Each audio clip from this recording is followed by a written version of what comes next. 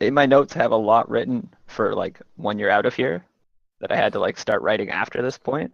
So it's like really messy. I don't know if that makes sense. 'Cause like I'm trying to keep it consecutive and continuous, but then I write notes about like the next chapter ahead of what you guys have done, and now I'm like it's everywhere. I'm like, oh no. So this is now not chapter 17, it's chapter 18. Just cross that out. Well, it was correct on roll 20 at least. All right, so we can begin with the recap. If you guys recall what happened, Okay, we're all so voice here, so We I killed killed Solid Solid Snake. Snake. yeah, barely though. He was pretty tough, Yeah, it was and then he close. had like a huge comrade. yeah, after we killed Solid Snake, we killed the one-eyed cobra. Solid Snake was the one-eyed cobra. That's what I thought. Oh, I thought that's what you called the big one. Okay. The big So one we- was just his horse or some shit. I don't know. Yeah, the big one was just brown snake. Okay, that's okay. So we killed all the snakes, and then we very cautiously opened two completely regular, non-trapped chests. Got a Yeah. bunch of scrolls that we couldn't use. Uh, Yeah.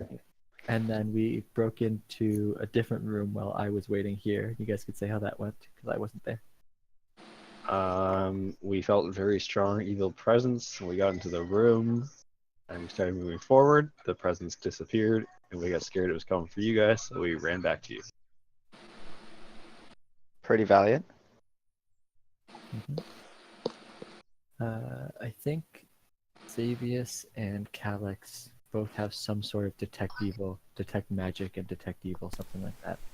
I currently do not have any more charges. I used my last one to find the locations at the end of the last session. Oh, Yeah. Do you remember the little peeky view that I gave you? Yes, I do. All right. I'm unsure of one spot only. I know like one or two squares it's in. I just don't know which one. I mean, I But guess since it like literally just happened, I could show you if you want. It matters. I guess No, they're no, gonna. it not doesn't matter. matter. I'm going last, so. That's true.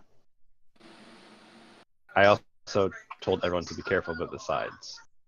yeah, I remember hearing Sides. ghost, ghost, and yeah, I believe I told them there was 5 of them too, right? yeah, you did. You said 5 ghosts on the sides. Yeah. Mhm, Yeah. mhm. I What did my detect magic tell me? Was it anything or no?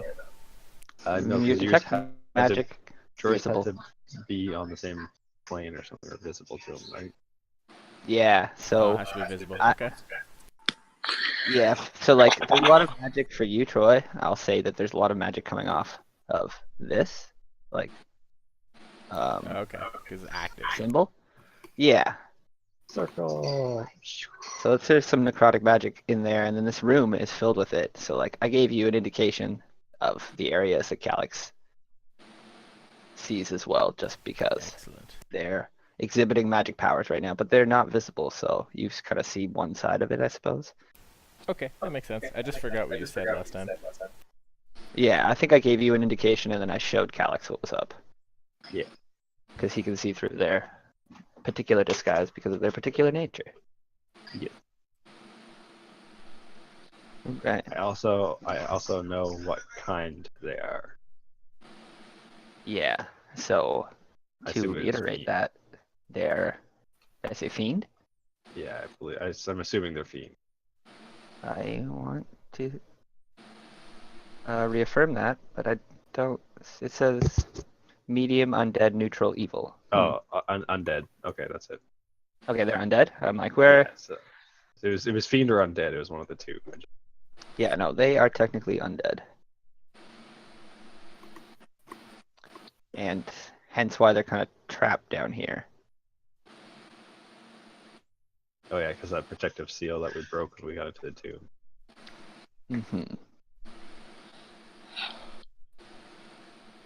The snakes, I feel like they could probably have come and gone. Just happened to be here. It's all sewer-like. Yeah. It's a fine place. They're not afraid of no ghost. Nope. And ghosts don't care about them. They're not sentient. These ghosts are malicious. I thought about whether they would interact for a long time. I'm like, would the ghosts kill the snakes? No. Want something? Ghosts don't give a shit about snakes. The ghosts are out to hurt people because they're What do you tortured want? souls.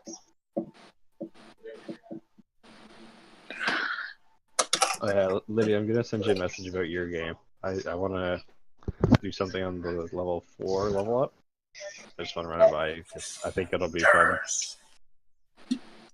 Yes, fine.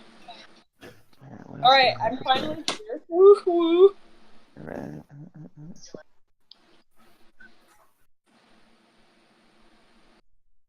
Alright, that means Are we you- can start, right?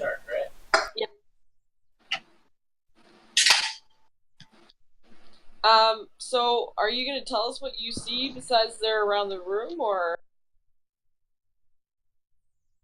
I think that's all I can get out in my short span. Your 5 Also, seconds so- of what the fuck moment. It's not going to Yeah. take you guys long from this point to figure out what is happening because Ebola is not the first to initiate. Oh. So as you guys break through the room and you kind of fan out, and Calyx warns you about the coming evil, a ghostly smoke begins to appear in the center of the room, in and around the symbol planted on the ground. On top of the fridge. Keys So- are ripside, I believe. As the smoke starts to fill this area, you guys begin to see a more corporeal form, an essence in the smoke. Where is my select tool in the layer? So, as the smoke begins to whirl around this area, the form of a man takes shape. A man with an angry face and a spectral-like nature. As he takes full form and hisses and screams throughout the room and shatters Eek. or pierces your eardrums, and then he takes the first move as he rushes towards you guys. No, not the first move. Damn it, I hate ghosts and and men. Da, da, da. And it begins. Da, da, and he is going to melee weapon attack Calyx because he is the one who sensed him. Ah! Seeing Calyx's eyes upon him, he catches your gaze and charges straight towards you. Doing so, he slashes at you with his spectral hands. No. It is unable to penetrate your defenses as he lashes out. I mean, I assume that you dodged this move because blocking it would probably be equally as I fatal. assume he swings for me and his hand just kind of passes through the top of my shield, not touching me. Fair enough. He's trying to guess where I am. Hey, is the shield your holy symbol? It is, yeah. I bet that could Crack totally vile repel a dead demon. one. No, sorry, no, it's not yet. Alright, Avola. No, it got painted on it, but it hasn't been. Oh, it Yeah, hasn't it's been. got guard drake scale stretched across it, and it's cool Yeah. looking. I want to Yeah, but use it hasn't- Rare Frost on him. Hasn't been blessed by the church. Yeah. You want to use what, sorry? Ray of Frost. Alright, on the spectral ghost. Yeah, sorry, Right. I hit it twice as the first one. So Avola reacts quickly, channeling blue frost energy and launching and Yeah, striking her target. Lethal I proficiency, think. 5 damage. And Is you're there any in maple syrup? Wrenches through the ghost, Okay, then no mana. but he quickly repels the attack, and you notice that it doesn't do nearly as much as you would have expected from a ray of frost in a direct hit. what did it actually do? What does resistance do? Half damage? Yep. Yeah. Yeah, so half rounded up or down. We've Uh, been rounding Right, down rounding up. for everything, for resistances. Against Oh. beginners at least. Oh yeah. 5 would 'cause be it- to 2? Me. Yeah, It's 5 2, is 2. yeah. Okay. Gotcha. Oh my goodness. So, yeah. Take that as you will, as he quickly retracts his arm, but it barely kind of reflexively goes back under damage. You can move and do more if you'd like. I'm gonna move behind the group, kind of walk by everyone, and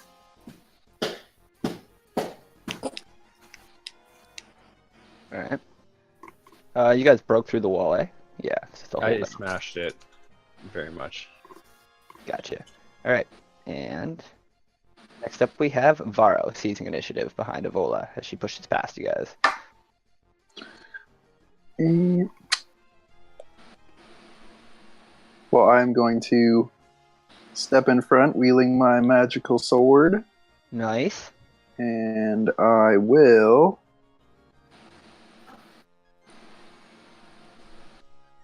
hit it with Booming Blade.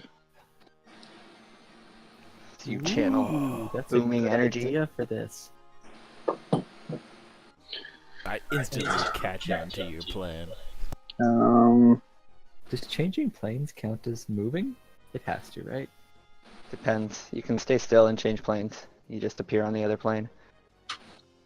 Plus 3 Same location. plus 2 plus 1. That is a plus 7. What, 6? No. 6. So you strike this thing with deadly efficiency. Doesn't even try and block as you kind of just push your weapon through its corporeal form, or its incorporeal form. Okay. But Lamnia's magical edge sheens as it passes through it and damages it to the full extent. It Nice. cries out in pain as your weapon passes through its body. And I will move here.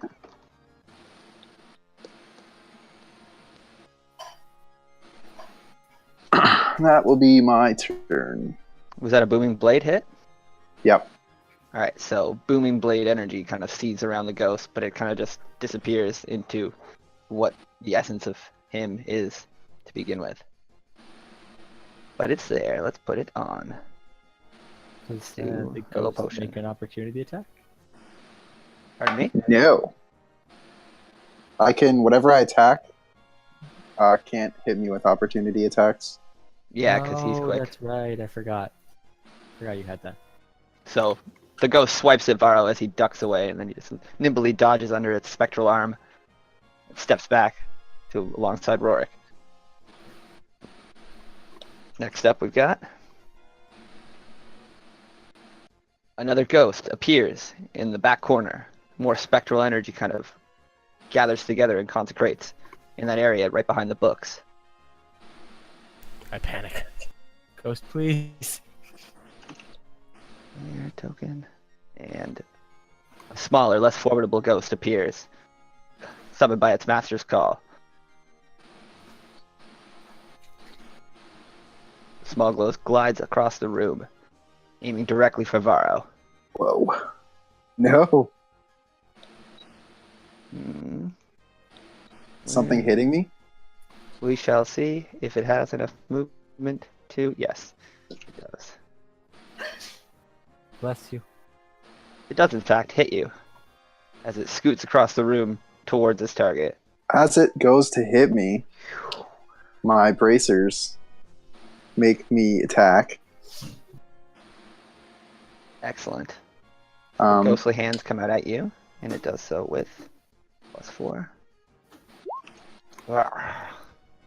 so it misses me, and as it attacks, my bracers of riposte activate, and I attack it for a 17. Does that hit it? It does. As you slash out with deadly proficiency. This So ghost again doesn't appear to even try and block as you pass You through said it. it says it's a 1d4 Yeah. So weapon attack. it's the weapon attack with your main arm, 1d4. Does it get a +1 because I have a +1 weapon? No, it's just is. Okay. Eat that. I picture it basically like you move really quick and drag your blade back across the creature. Granted, you know, maybe magical weapons would play into it, but I didn't put that in there, so I'm gonna say no. Okay. I'm Oh, assuming yeah. it's I'm full totally damage, imagining though, you just because skinning it's its knuckles. magical. Pardon me? I'm assuming that this one does full damage as well, though, because the weapon's magical. Yeah, no, I'll give it that for sure. Oh yeah. Just for tracking damage. Yeah, no. I'll do full damage as the Retinal Omnia glows as it passes through the creature again. And it writhes in Nice. pain and reels back. How much does it have? Okay.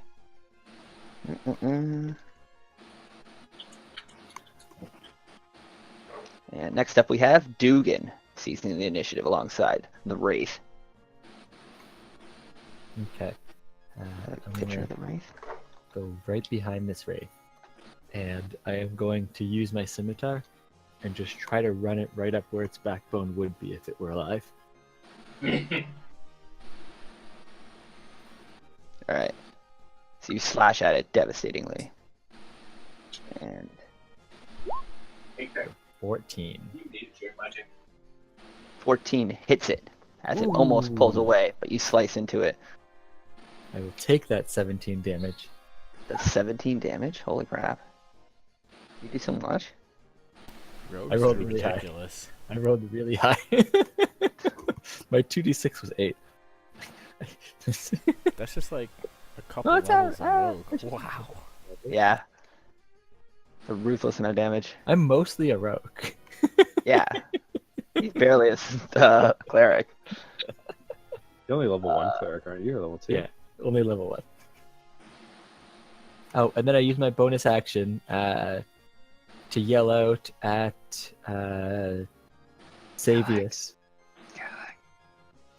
Okay. I yell out at Calyx. Calyx, these things may look to be incorporeal, but our weapons will still hurt them. Ah, thank you, Miss Dugan. I feel a very powerful divine smite coming through. Me too. So, you guys are able to say this after Dugan's blade wrenches through this thing's spine, and a screech just echoes through the halls, basically kind of rattling everyone's ears. No damage, but this thing is wounded from Dugan's strike. The casualness of Dugan's nature after such a strike.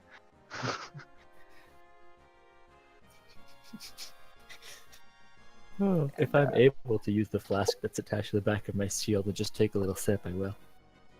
Cheers. Gonna drown out that horrible death scream. And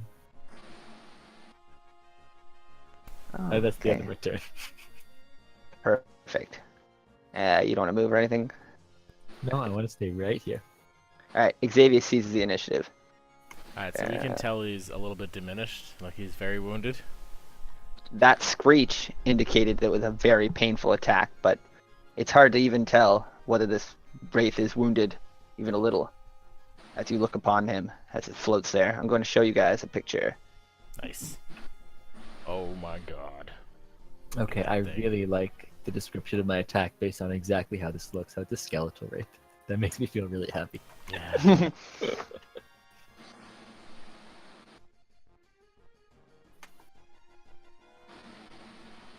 Alright. Alright. Well. I'm That's terrifying. Yeah, I was gonna run in, but like after hearing that screech, I'm just gonna like take a step back. I've never fought undead before. So I'm just gonna like be taking it back, and then just gonna hurl up a firebolt and just launch it off the tip of my blade at this thing just to keep my distance. That's fair. Fair. It's like, I don't know about this, guys. But still maintaining battle composure and launching a devastating shot. It launches through the air and just smashes this thing in wherever you were aiming. Bam. I'm just backpedaling and just like right in the center. I'm not aiming at all. So the fire just and engulfs the wraith. And it lets out a mild scream, barely anything compared to Dugan's strike, but you know, you damaged it. But not to the extent that you would have expected such a devastating blast, as it kind of shakes its head and quickly glares across the battlefield at Xavius. Again, resisting most of the magical effect. I'm just like feeling a little bit more confident now that I hit it. I'm just gonna white knuckle my rapier and stare at it from the safety of behind the giant dragon man. I'm done. Alright, so this is a picture of the other ghost that appeared. No. Yes. Slenderman! Yes. Oh god. Alright.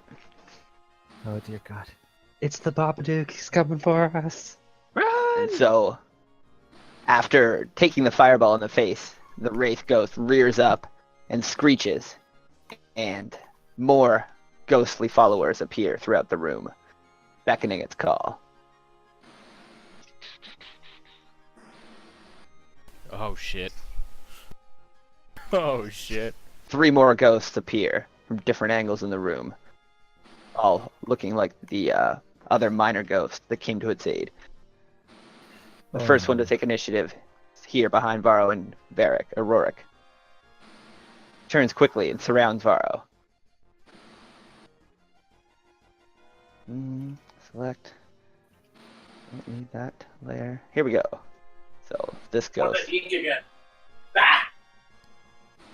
closes around on Varro, Bless you. and again tries to grasp him with his ghostly fingers. You. Yeah. That's a hit. Does he hit him? And so upon striking Varro, his hands kind of just pass right through your arm, and your arm begins spasming uncontrollably. You take 2d6 necrotic damage from the touch. You're barely able to maintain your grip on your sword weapon as your muscles begin to spasm and tense under the necrotic blast. But you quickly shake it off, as it is barely devastating. But a second effect kind of rips through your body, and you realize that your strength overall has faded by 2. So, maintain that record. Hmm. You now have Okay. 2 less strength. If you get to 0, you will die. Oh, ability? Modifier or score? Score. Okay. Because I think he started at -1. No, it's your score. So your score would be Nice. 8 if you're -1. 10. Yeah. Yeah, so you can take a couple more hits like that, but then if you get to 0 on your strength, you will die. You will die of fatigue. My strength is 12, so it puts me to 10 right now. Okay, that's not bad then. Yo, is But yeah, Rorik on the turn order? It should be some. Nope, he is not. Rorik, man, this is your specialty. Yeah, taken aback by everything that's happening. What's your? This is why we brought you. That's true. True, he is pretty ready for this. Honestly, I forgot even how we got into this cathedral. It was in a town. He let us in. Oh, is that okay? Yeah. Okay, I wasn't sure if it was in the town or if we'd like traveled somewhere. I forgot. All right, Rorik should have went 5th. So we're gonna retroactively put him in right now. Sorry, bud. Came here, It's got not too knocked far out. off.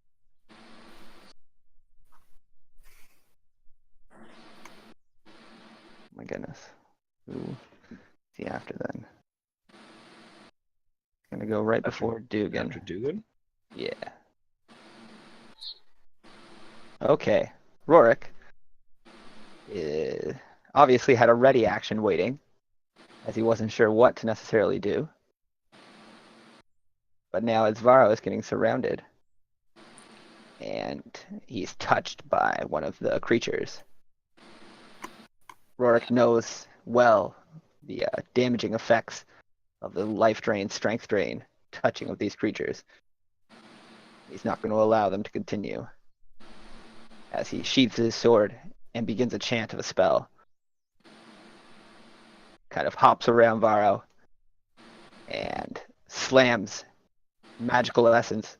Oh, nope, it's a ranged attack. He doesn't need to move.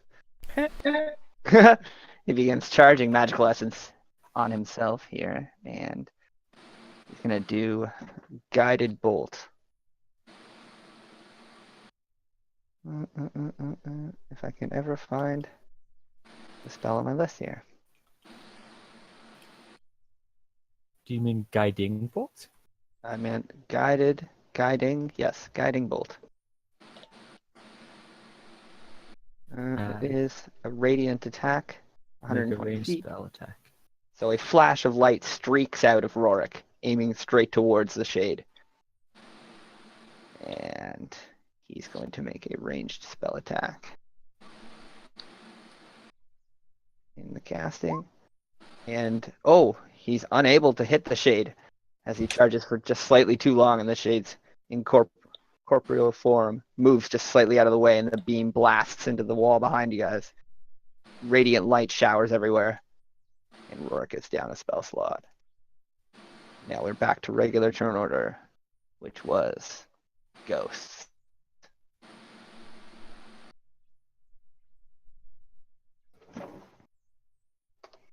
Well, that was supposed to be better. He wasn't supposed to miss that. You can clearly see Rourke shocked as he just launches that bolt into the wall, and the shades are still upon all his allies. I appear to not be the only one who's unnerved. Right. So this shade is going to seize the opportunity and move upon Dugan along the outside. Seeing the strike upon its leader, they're going to rush quickly to his aid. So this shadow is going to strike Dugan.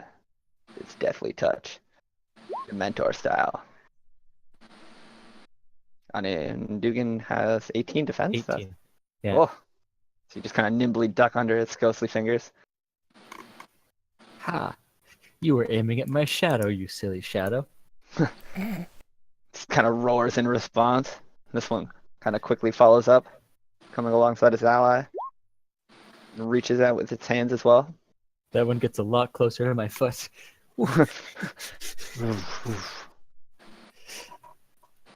And finally we have Calyx in response, staring the main wraith down. Yeah! Okay, so I want to go like this, and then go diagonal 5 feet. Alright? And then I'm going to swing at this guy. So the wraith follows your movement as you kind of go around him, fully engaged upon you still, even though Dugan is behind him. And Dugan gave me advantage, so 16.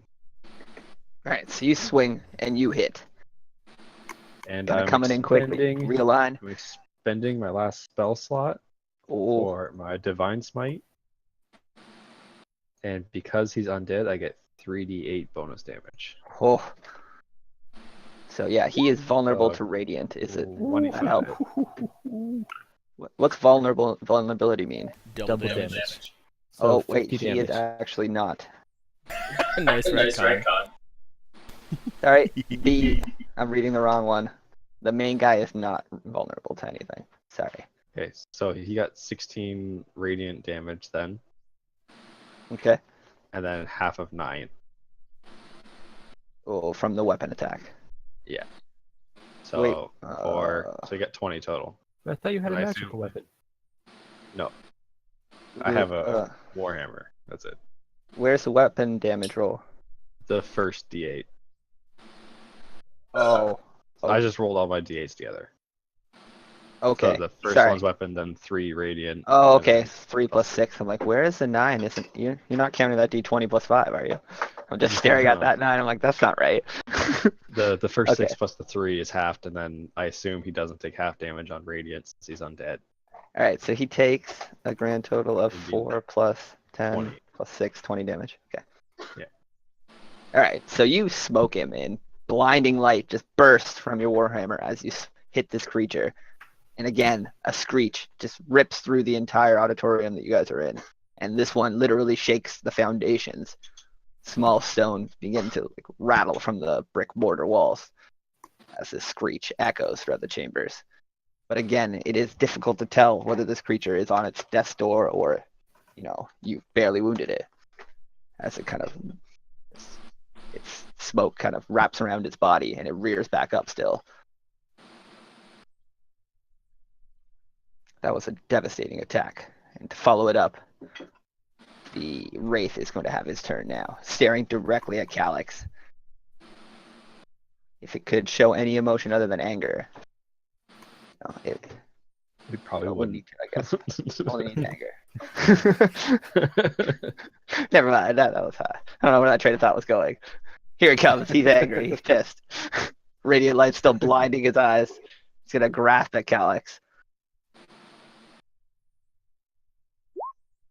Ooh. He grabs the bottom of my shield and his hand just slides through. Alright, so again, able to deftly dodge this creature's advances. And Navula sees her opportunity He's just using the shield like a matador. Ah, Toro. I'm gonna help Vero out, and I'm gonna send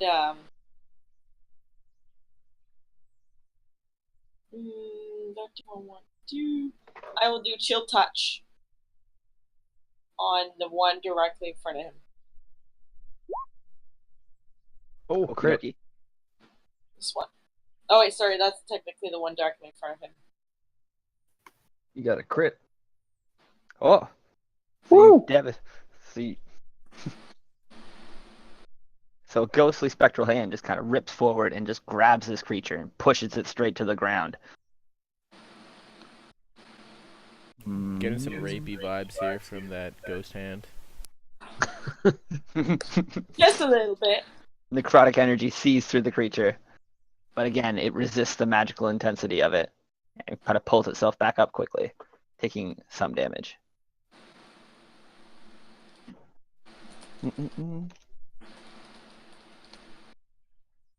Next we have Varro. Unless you want to move.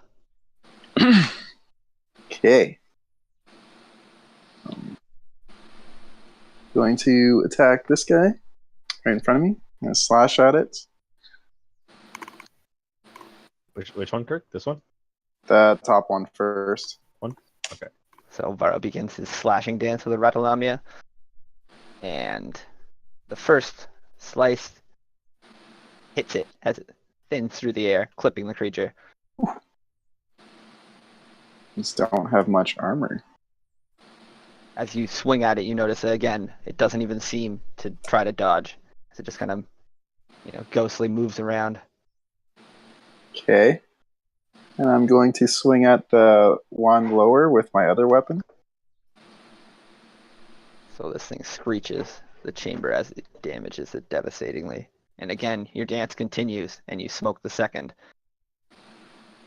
Ooh, Is the second blade magic? No. no. Right, so this That'd be blade some goes half in. damage. And this creature cries out, but it recovers much quicker than the blade under a Ratalamnia, or the creature that it was under that blade. Okay, and I'm just going to move down one.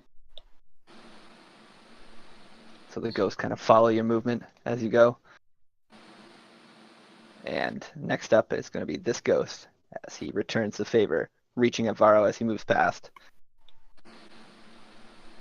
That'd be a tie. Oh, so he hits you as you kind of just like deftly dodge back, but he's still able to just push forward and grip again around one of your weapon arms. Necrotic energy sees through your body and you begin to spasm uncontrollably. Ow. Yeah, sucks. Dealing 5 damage as your muscles contort, basically numbing your whole arm under the assault. And At least these damage rolls are pretty low for you. everything's low today. You guys are lucky as shit. Okay, I'm 9. Strength. As this thing attacks me, I'm going to do my bracer thing again.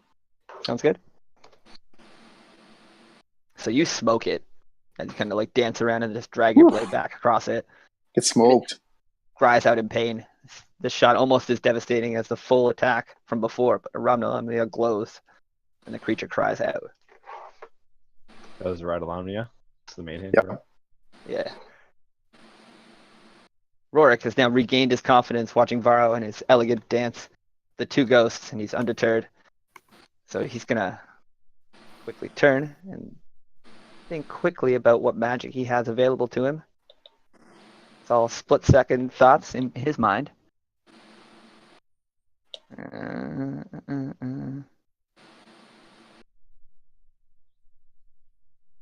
And he is going to cast... Would that work on undead creatures? Do you guys know anything about Bane?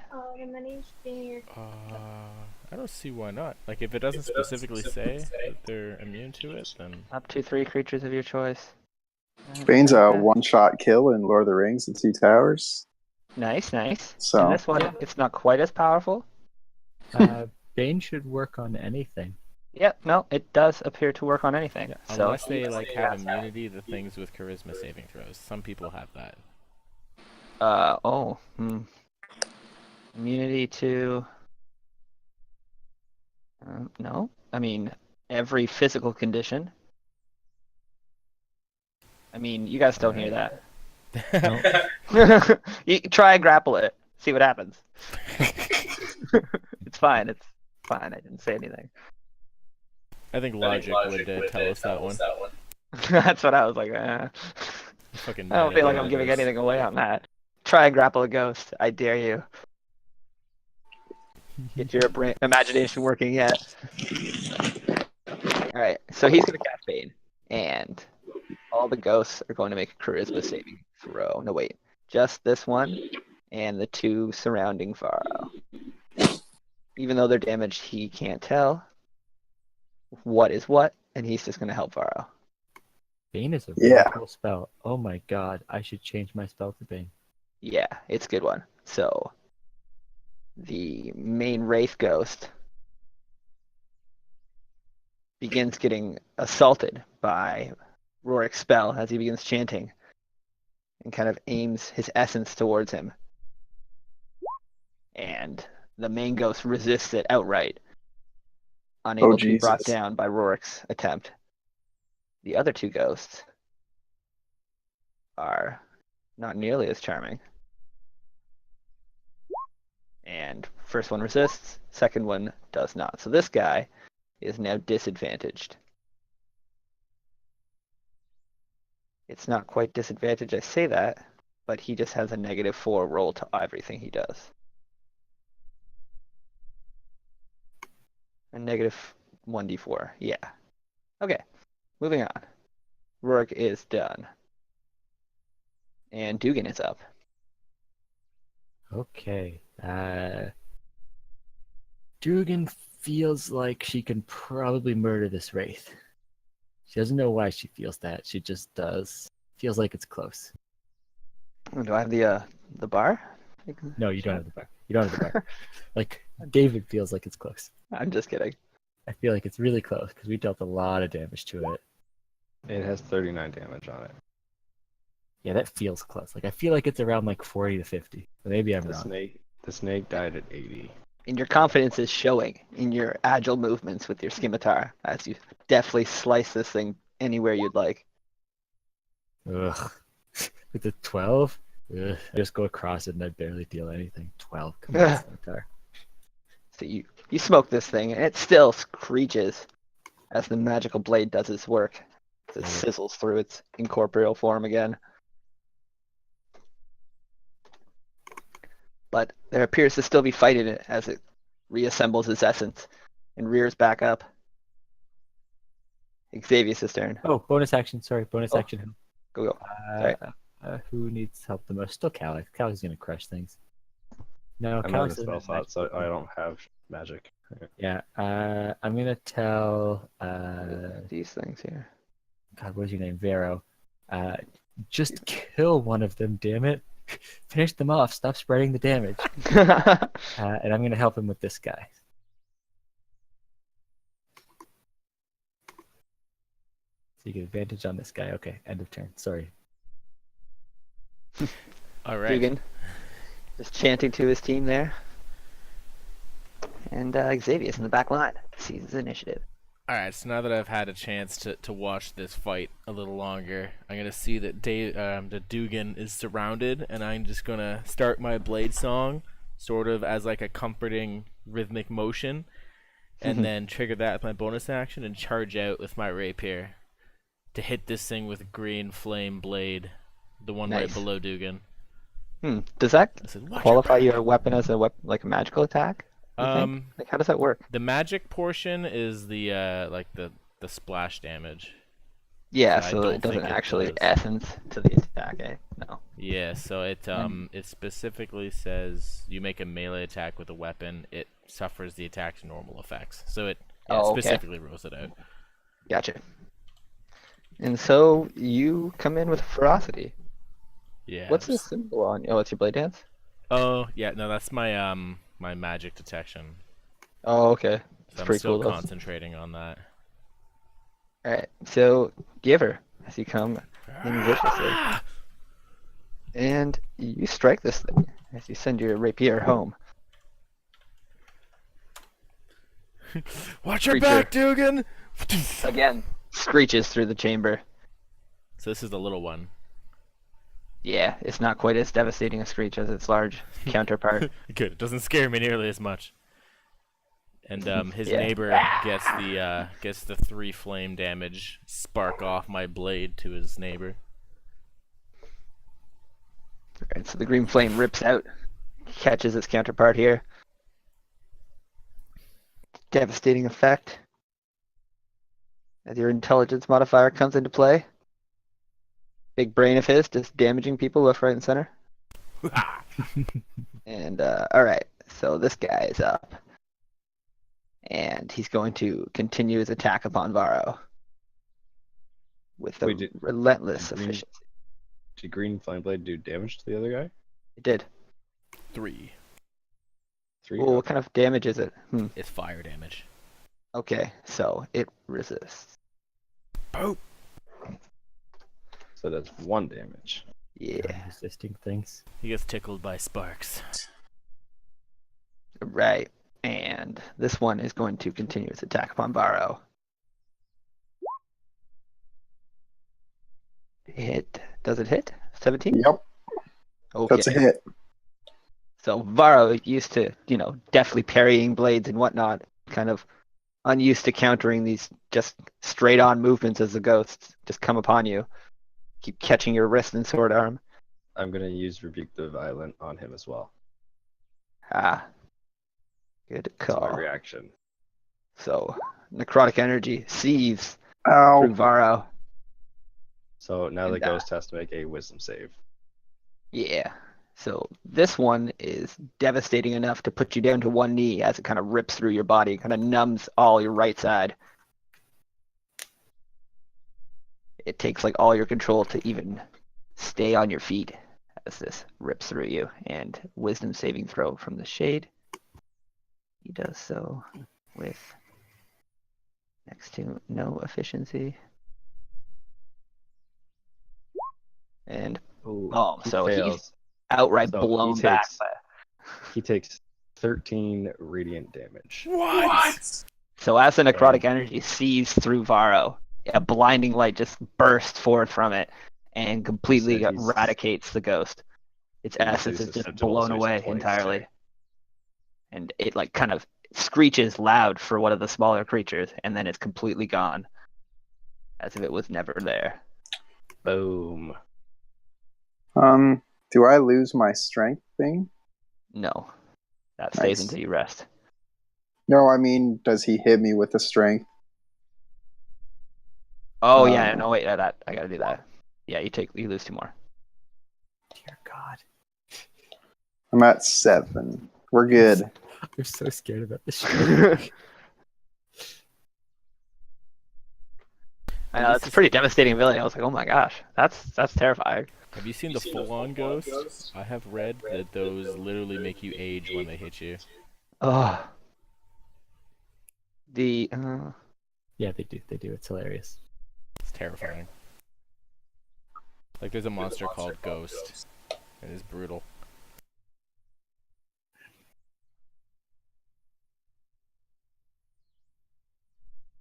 sorry, I just had to read something quickly I think and I traumatized the GM. oh no. That'd be You cool wanna though. Have a party of entirely. Maybe old my brain's geezers. just rolling with ideas. You never know. Anyways, Uh-oh. oh, I gotta plug my mic in. Hold up.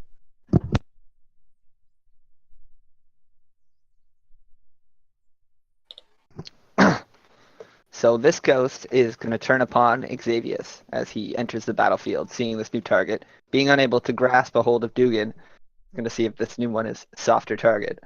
It reaches its ghostly fingers towards Xavius. You'll find I'm well equipped. So it reaches out, Fuck. grasping towards you, and it comes straight on with such an intensity that you're kind of overwhelmed and its body just passes right into you. No parry or dodge or maneuver could have stopped this. Yeah, that smokes me. I was not expecting it to survive my sword blow. So its full body comes on you, and you just kind of feel like the tensing, pulsing energy wrench through your body. and I lose almost all of the magical benefits of that extra HP. Oh, okay, nice. Totally forgot about that. That's good. And I fall on my butt out of surprise and then get back up. you lose 4 strength Whoa. as it rips through you. Necrotic energy kind of stays permanent, and you can kind of feel your muscles and everything in your body just heavier as you stand up, barely able to keep your standing. I can barely hold my rapier, guys. I'm like a toddler now. Yeah, I think that you might be over encumbered with just your base gear now. Yeah, that's probably gonna come into. How many strength do you have, Troy? Now I have 4. Oh my god. Much equip- You can only carry. Well, I guess you can carry more than that if you're not moving. But But good luck moving. My yeah, packs all hit the floor. As well as my pants. kind of. I don't need this. Training weights. And this ghost is going to come upon Dugan's back as he's turned to assault his leader there. Roll low, roll low, roll low. We shall see. So again, Dugan is able to duck and maneuver out of this thing's grasp. His halfling heritage playing well to the situation. Calyx is up.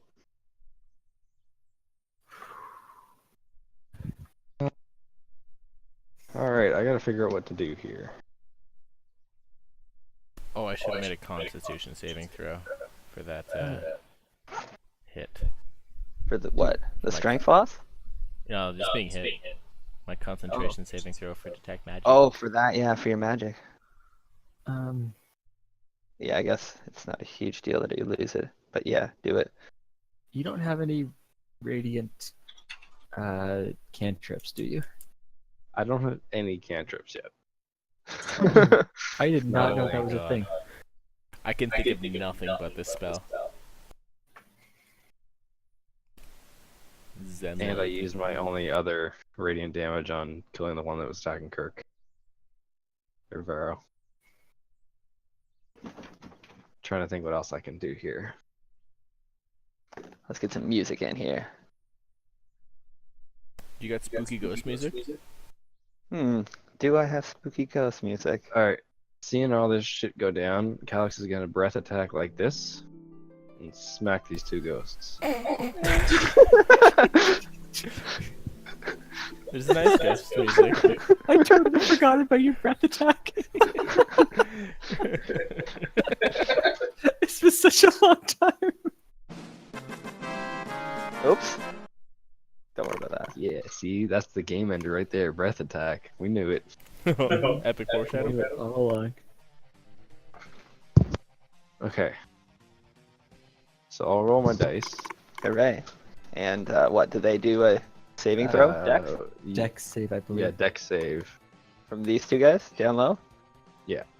Okay, so both of them are Otherwise, engaged upon Xavius and Dugan. And at the last second, they notice the charge of lightning from Calyx's mouth. And the one on the left makes a expert dodge. Okay, so he takes 1 damage. He just melts this. himself into the ground. Just Yeah, and Since he takes fades half away. damage. He takes half And this- damage, and I assume they're resistant to lightning. So they Eek. also take another half damage. Yeah, so quarter damage. Well done. And the other guy also deftly dodges. Oh my gosh. Alright. Where do these Takes- rolls come from? 1 damage as well. It's the boss battle theme music, guys. The game knows it's more intense now. Sorry. So they Yeah. both take 1 damage as the burst of lightning shoots forth and smokes the wall behind. And I'm sure everyone's probably slightly confused the battle isn't over, recalling other times Calyx has used such a move. Yeah, that's all I can do. Okay. Next up is the Wraith. Screeching as he roars up into the air. He's going to spin and take stock of the situation. And then come upon Dugan as he sees the assailant that has damaged him so vigorously. And Come on, you wasted all your good rolls, enemies. You wasted them on deck saves. We shall see. And He Dugan. goes to slash at me, and I nimbly duck under. So this kind of just like overthrows himself as he moves over Dugan. You're able to just kind of step around him nimbly. And Ebola sees her opportunity in the back line. Sorry, I was...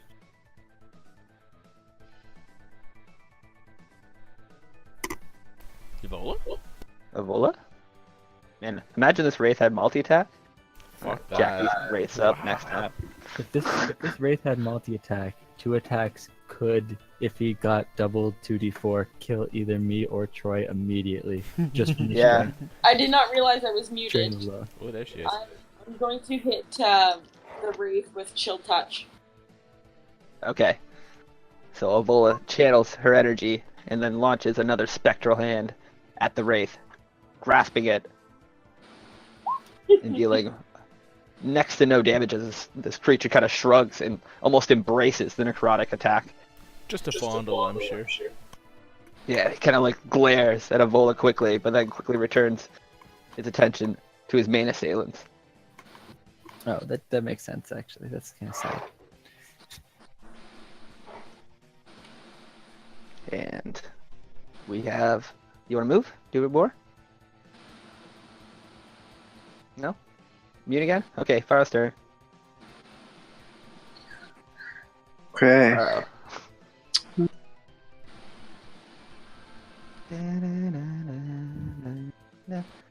Going to do what I know and swing my sword at that guy. You go, man. Eek. Oh, Jesus. Oh, God.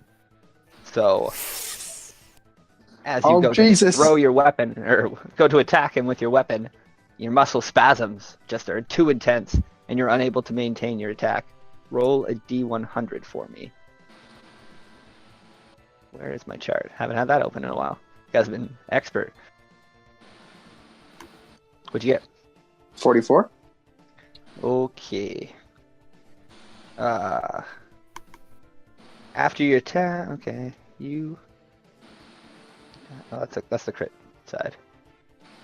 I'm like, what? Why is that so You good? smoke him and you outright kill him. Yeah, you miss an attack, and then you gaze upon the chaos of the battlefield, causing your confidence to falter. Disadvantage on your next attack rolls against any target. Okay. Wow. Your muscle spasms, kind of like wrenching, and you're barely able to grip your weapon as you kind of gaze upon what's happening. Basically, just finally taking stock of the situation that you could die here for good. These creatures Going continue to- hit you. Slightly panic and spin and attack the big Wraith. Okay.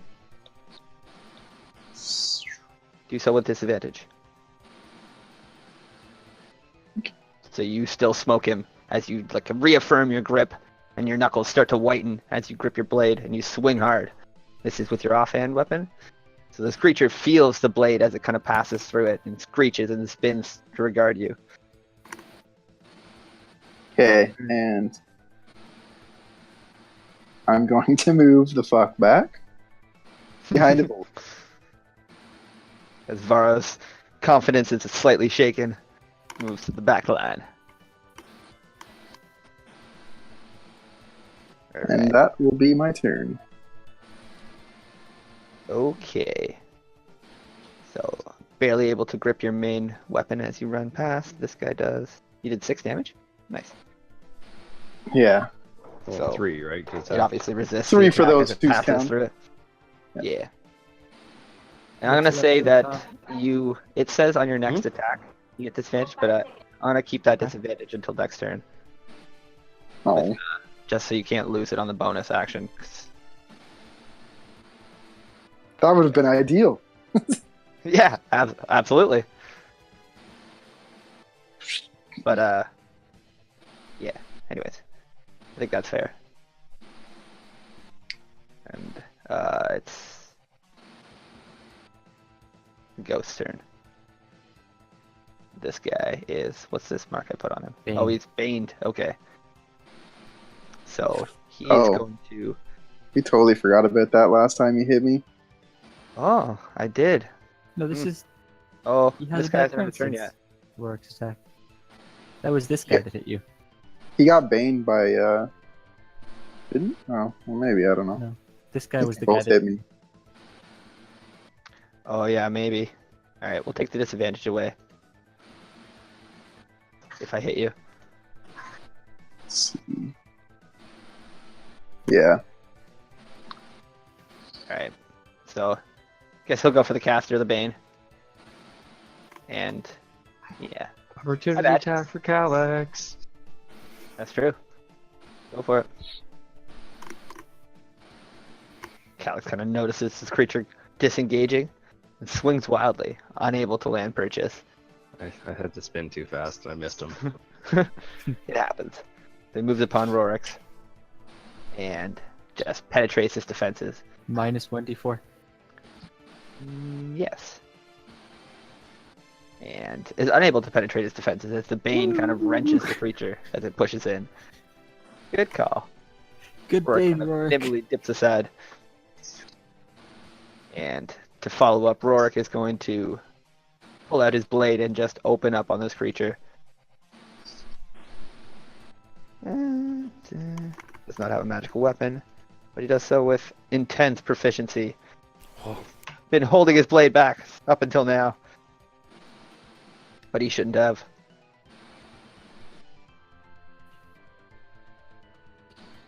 Hit with. Jesus. Okay. So Rorik just slams this thing with devastating efficiency, and it just dissipates into spectral nothingness as his blade rips entirely through and hits the ground below.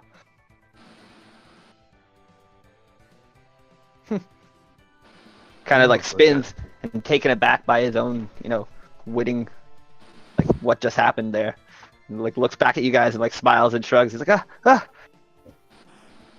The eternal face of eternal befuddlement. He's gonna use the last bit of his movement to charge up on the Wraith. And that'll be Dugan's turn.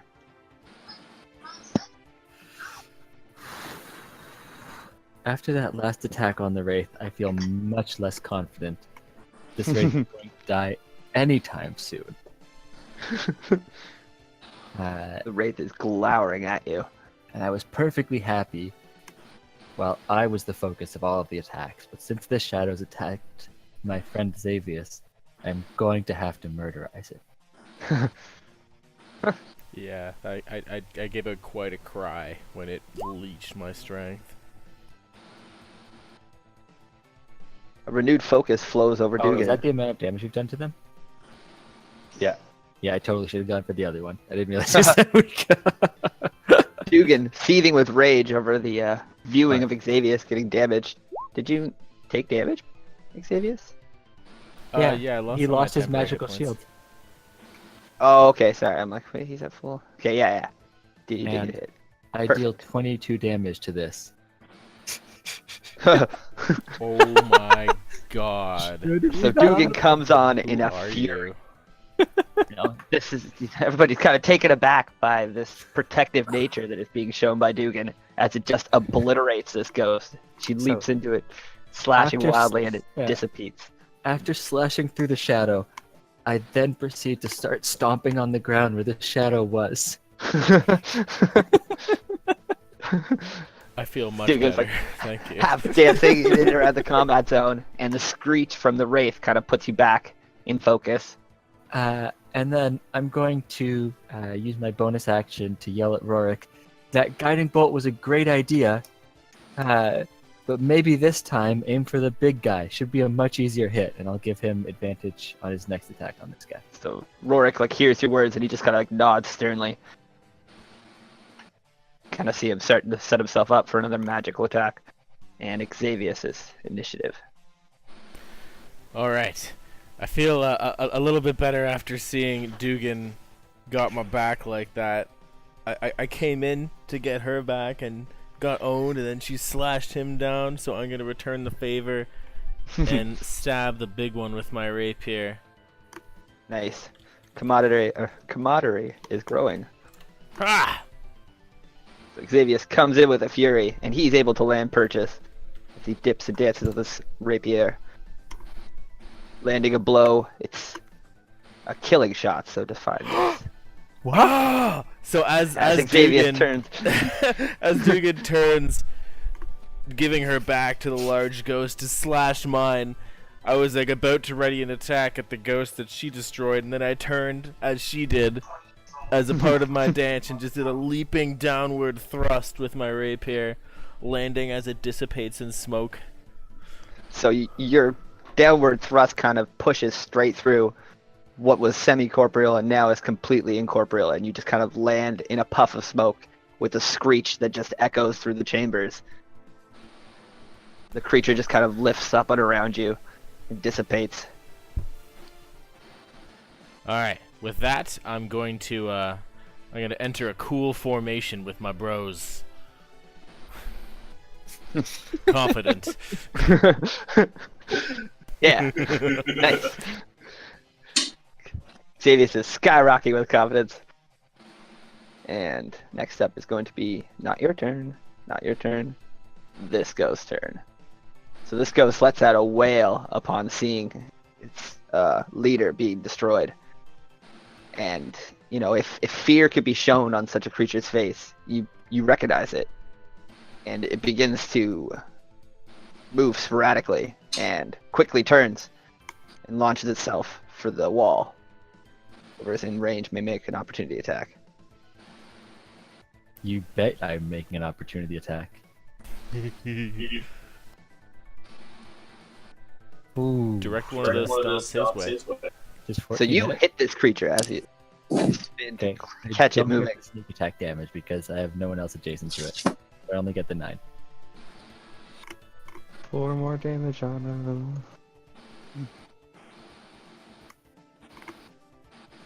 him.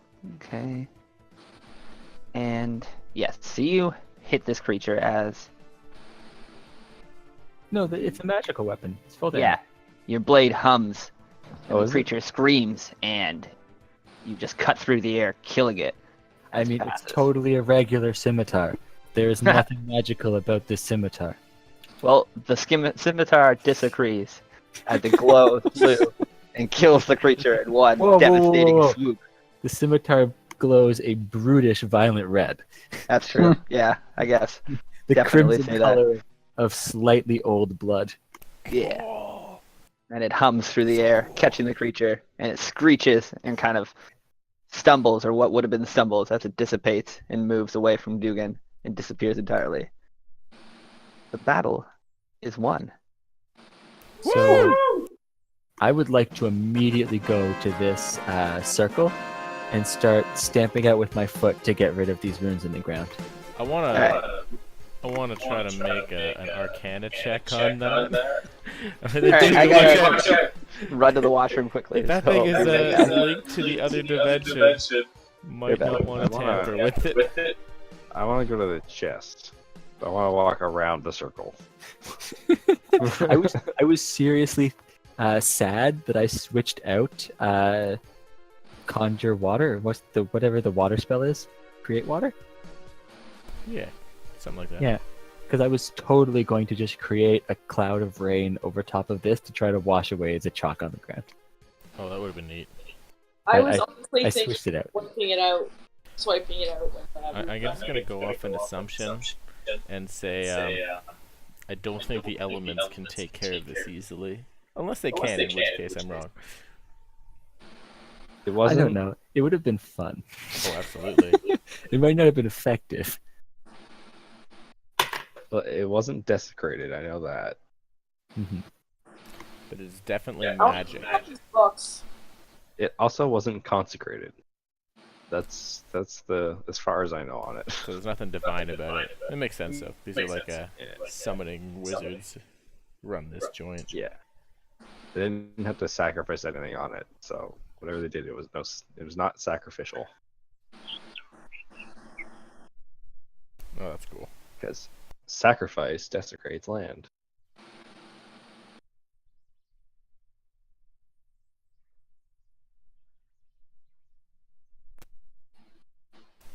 any arcane spells require sacrifice. They must be like mostly necrotic stuff, like warlock shit.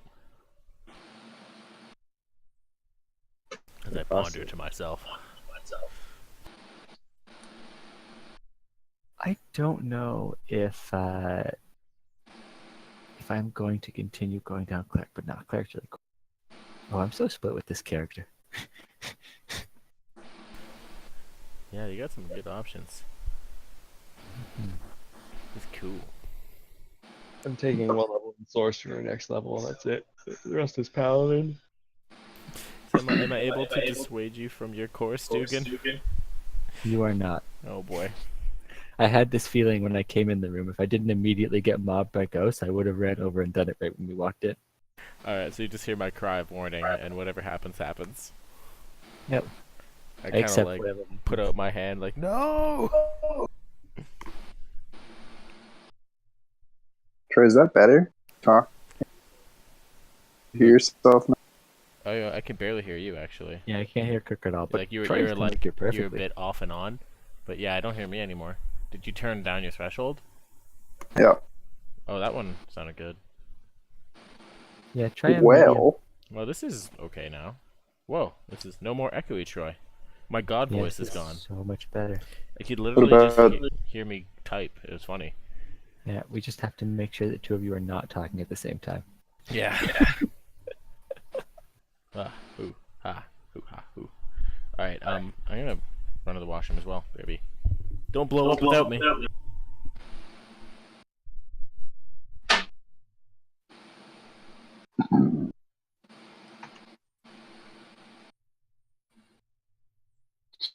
Treat my pussy right. nope.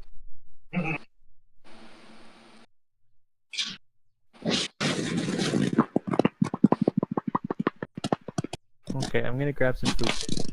I'll be back in like 2 minutes. I'm gonna sit here and drink my beer.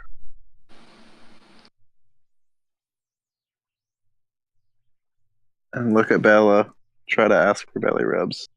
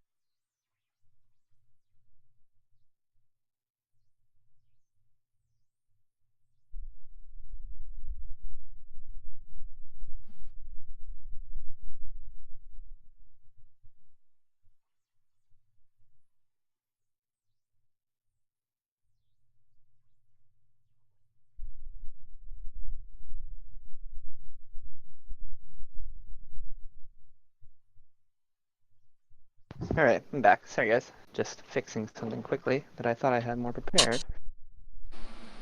I'm back. Oh no.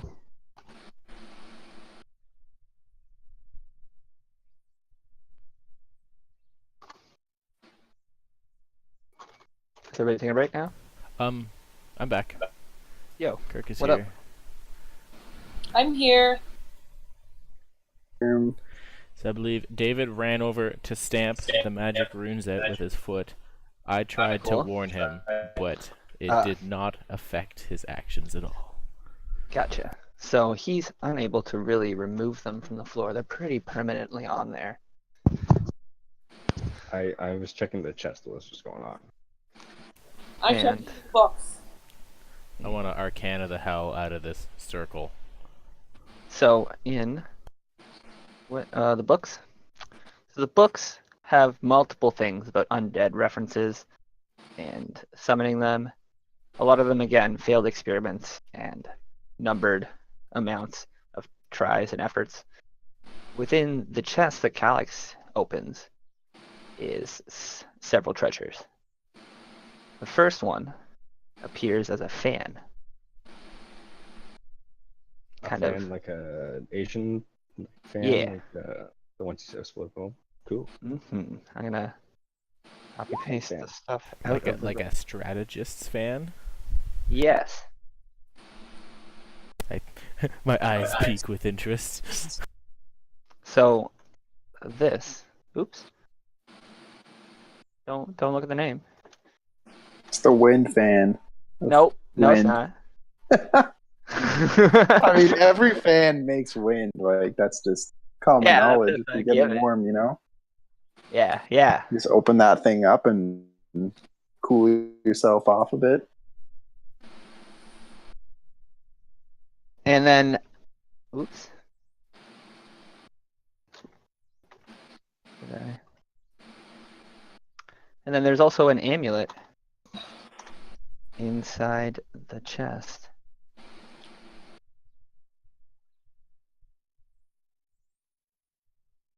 With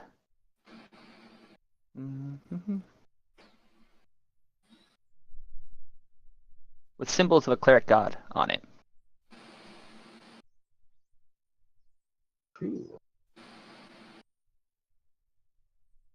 This particular item emanates with holy power. With holy power, eh? Mm-hmm. Upon it, you guys can inspect it further. Figure out more. I'm just inspecting this magical circle right now. I want to see if there's any danger to us. Okay, you want to roll for Arcana? Yes, I'd like please. to help Troy with that. I think I am proficient with intelligence as well. Excellent. So I get advantage? Yep. So upon inspecting this, you realize that this is in fact the summoning circle that would have been used when the Wraith was brought to this realm and tried to put into an obedient order. Is It it doesn't still seem active? to have any effect on you guys now. It is still active. but Does the any of my caster is long knowledge of dead. magical rituals tell me if this could summon more shit?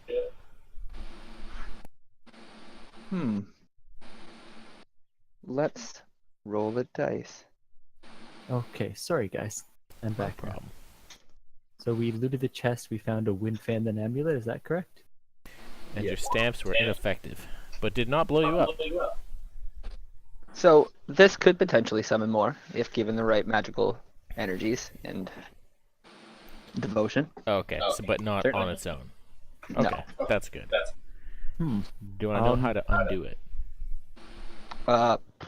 It's probably written in one of these books somewhere off the back of your hand. That would make Doubtful. sense. I'm gonna start looking for that information. Anything about, that as well as summoning deities and dragon Do you gods say and any of such. that out loud? Okay, let's roll just a d20 for luck and see if you come upon it with a 15 check, I guess.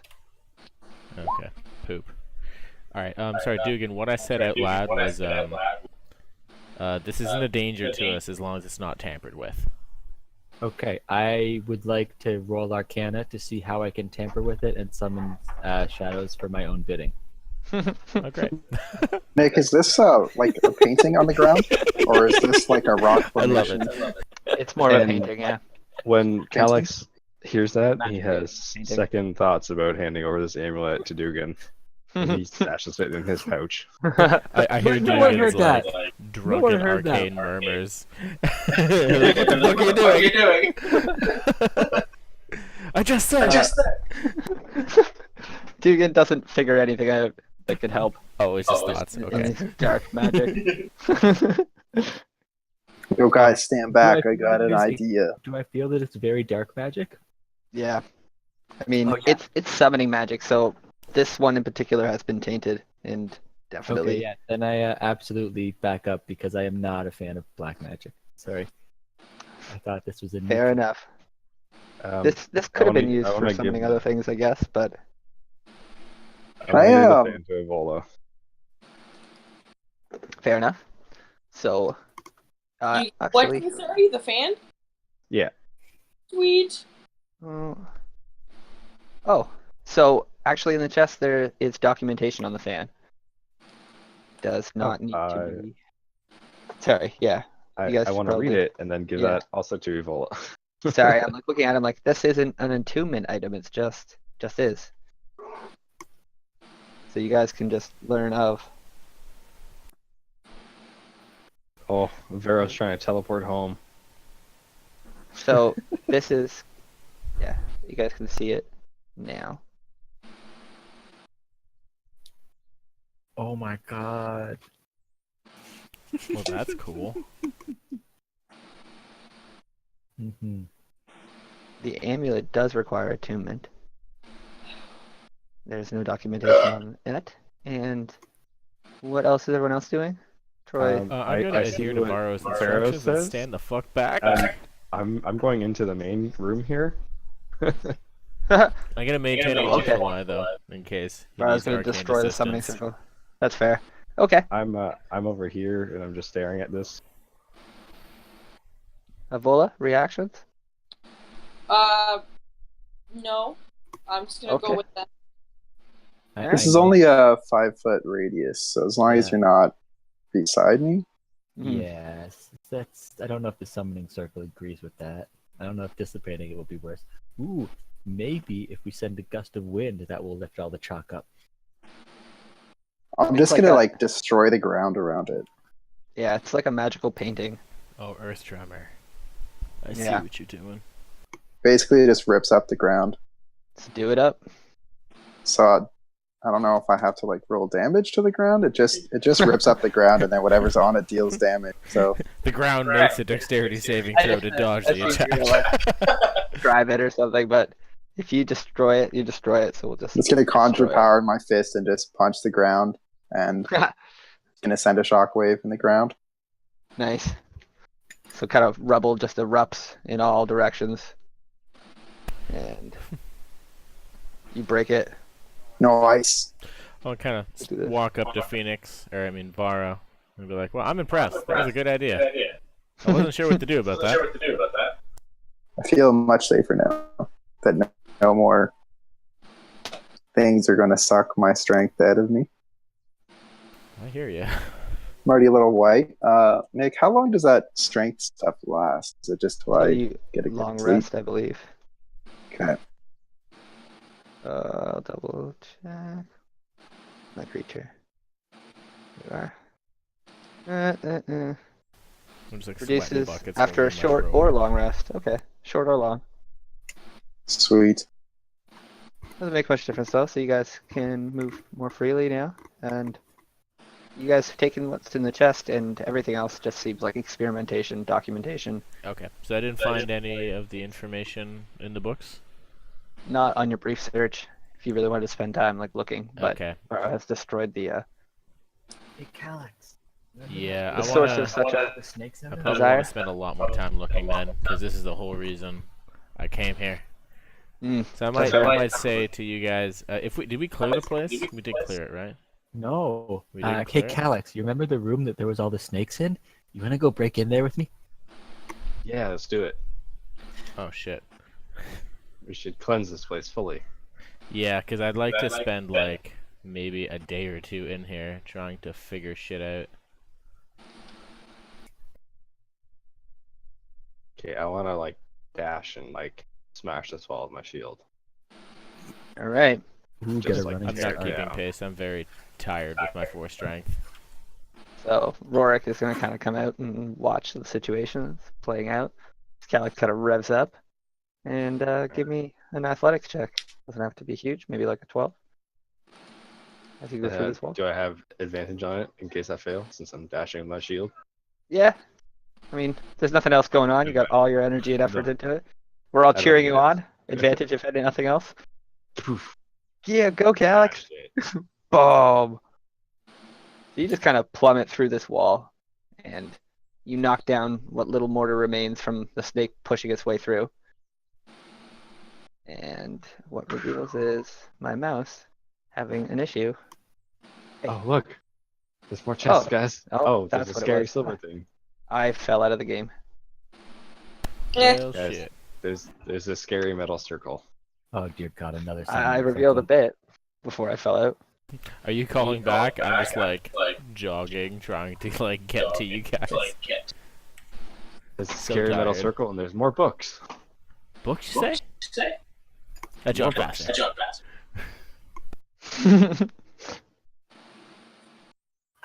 I'm gonna go look at the chest again because this seems to have holy objects in this place. Alright, so as you push through, first thing you notice is there's quite a bit of smoke still kind of trapped in this chamber. And Still? yeah, a little bit. So I mean, has it's a not little- really going to go anywhere.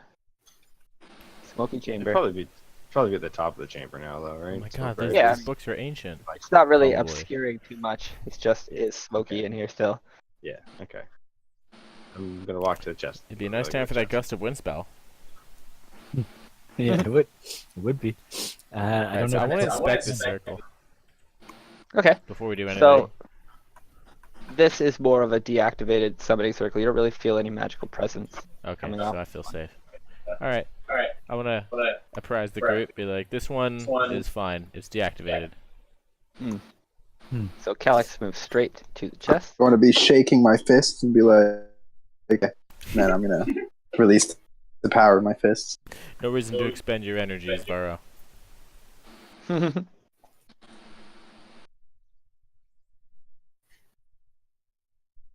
I'm just gonna, check out some more of these books. Keep up a light Okay, search for what I'm looking for. If I don't find anything, yeah, I'm gonna have to spend some more time in here.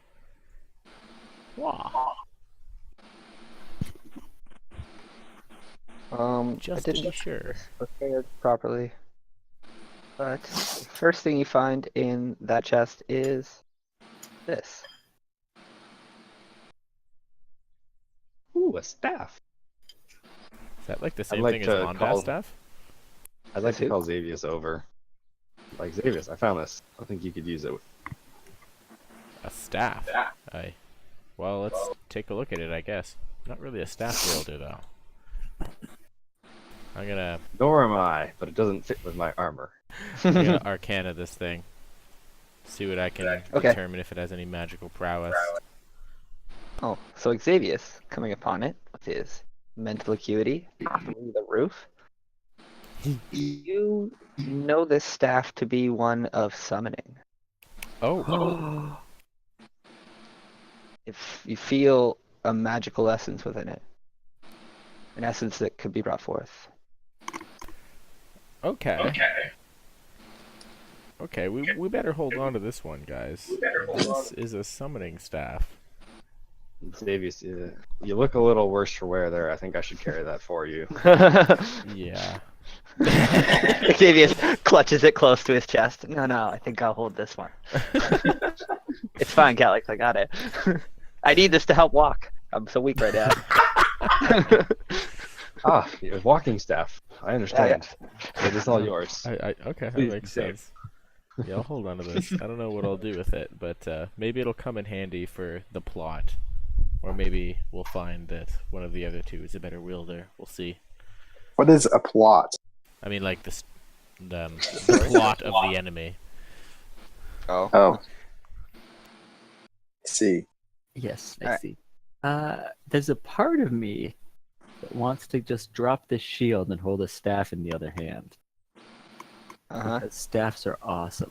There's another part of me that does not want to take all the items from everyone.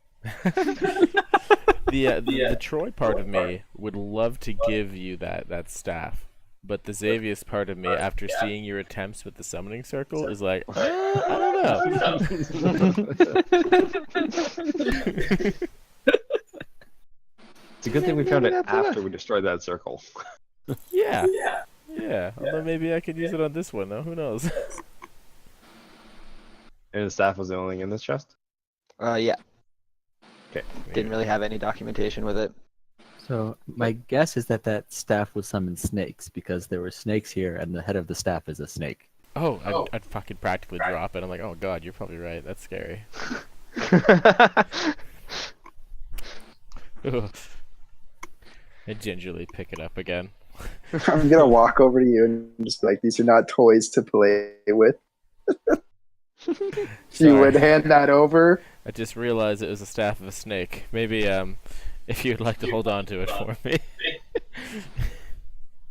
I will hold on to this magical item. Xavius, I thought you needed it for walking. I think it repulses me more than anything now. Rorik is taken aback. He's like, we just fought a giant snake. That's just a stick. I was very far back. Yeah, fair enough. Firmly behind you, Rorik. That's true. All right, so you guys continue to search the rest of the books and whatnot, I assume. Right? Yeah, I'm all about these books. So you do find something of high value in this room as you move through. It is a story piece, so I'm not going to let you guys roll on it. I'm just going to make you guys find it. Do I have a thing ready for it? Pokemon style. Everybody, walk a square, press A. Walk a square, press A. We'll Yeah. find it. Okay. So you find a book about summoning Tiamat. That's exactly what I was looking for. I knew our travels to this place would not be in vain. So this book, quickly skimming, has this information. Wait, no, that's not really. I mean, you guys know that already, but if you have time to study it, I'll give you more information. I have a lot written Oh, here. I'm gonna study this like until I know it front to back. 'Cause, Okay, like, so you this guys is doing like it my here, or- lifeline to maybe finding out why they abducted Talus.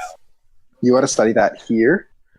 So it was- I don't know. If you tear me away, I'll go with you. But I'm just basically standing like a statue reading this book right now. So I'm assuming Xavier's found it because he's been the most zealotry about it, and he's here standing. So you make noise and bring people over, but the rest of them doing their thing. What are the rest of you guys doing? Rorik, Just putting the staff away in my backpack. sounds good. Rourke's Depending moving how to- long Xavius is here reading the book. Like, if it's an all-day kind of thing, I'm just gonna head back to the monastery and do some prayers. I So just that'll be up to you eradicated some guys. ghosts, so I gotta go pray for them. So Rorik kind of comes over, seeing Xavier's like caught in his glance, and he like questions. He's like, "Well, is that it?"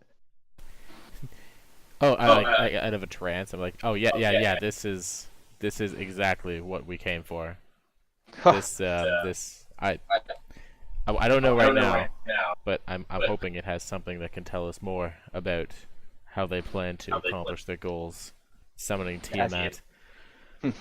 As you're speaking, he's nodding like with every word, and then he kind of like looks to the rest of it. And he's like, "Well, thank God, because the rest of this is junk." He just kind of points at the room with his sword. Like, I don't know what these people are even trying to accomplish here with some of these experiments. Kind of like my eyes narrow. Like, it's the pursuit of knowledge, my friend. I'm sure they're able to accomplish great deeds. He just kind of shakes his head. He's like, my God is the knowledge that I'll pursue. At least it doesn't have, horrific outcomes like this. He shakes his head again. Well, I can't argue with that. But it's not all this bad. It's fair. He gives you a grim nod and kind of turns to the door. He's like, you intend to read that all here? Oh, I guess we can go to some place more comfortable, but I'm definitely looking to read this immediately. Fair enough. So with that answer, he's going to kind of quickly help you skim to make sure there's nothing else of value. And you guys could leave here. All right, so I'm I confident guess that you've gone through everything. we stayed at the tavern in this city before, didn't we? Or We did did. we? You guys were staying at a pair of Black Antlers, a tavern out in El Terrell. And the tavern was taken care of by the chief. Yeah. Chief. Leo There you Sin are, Chief.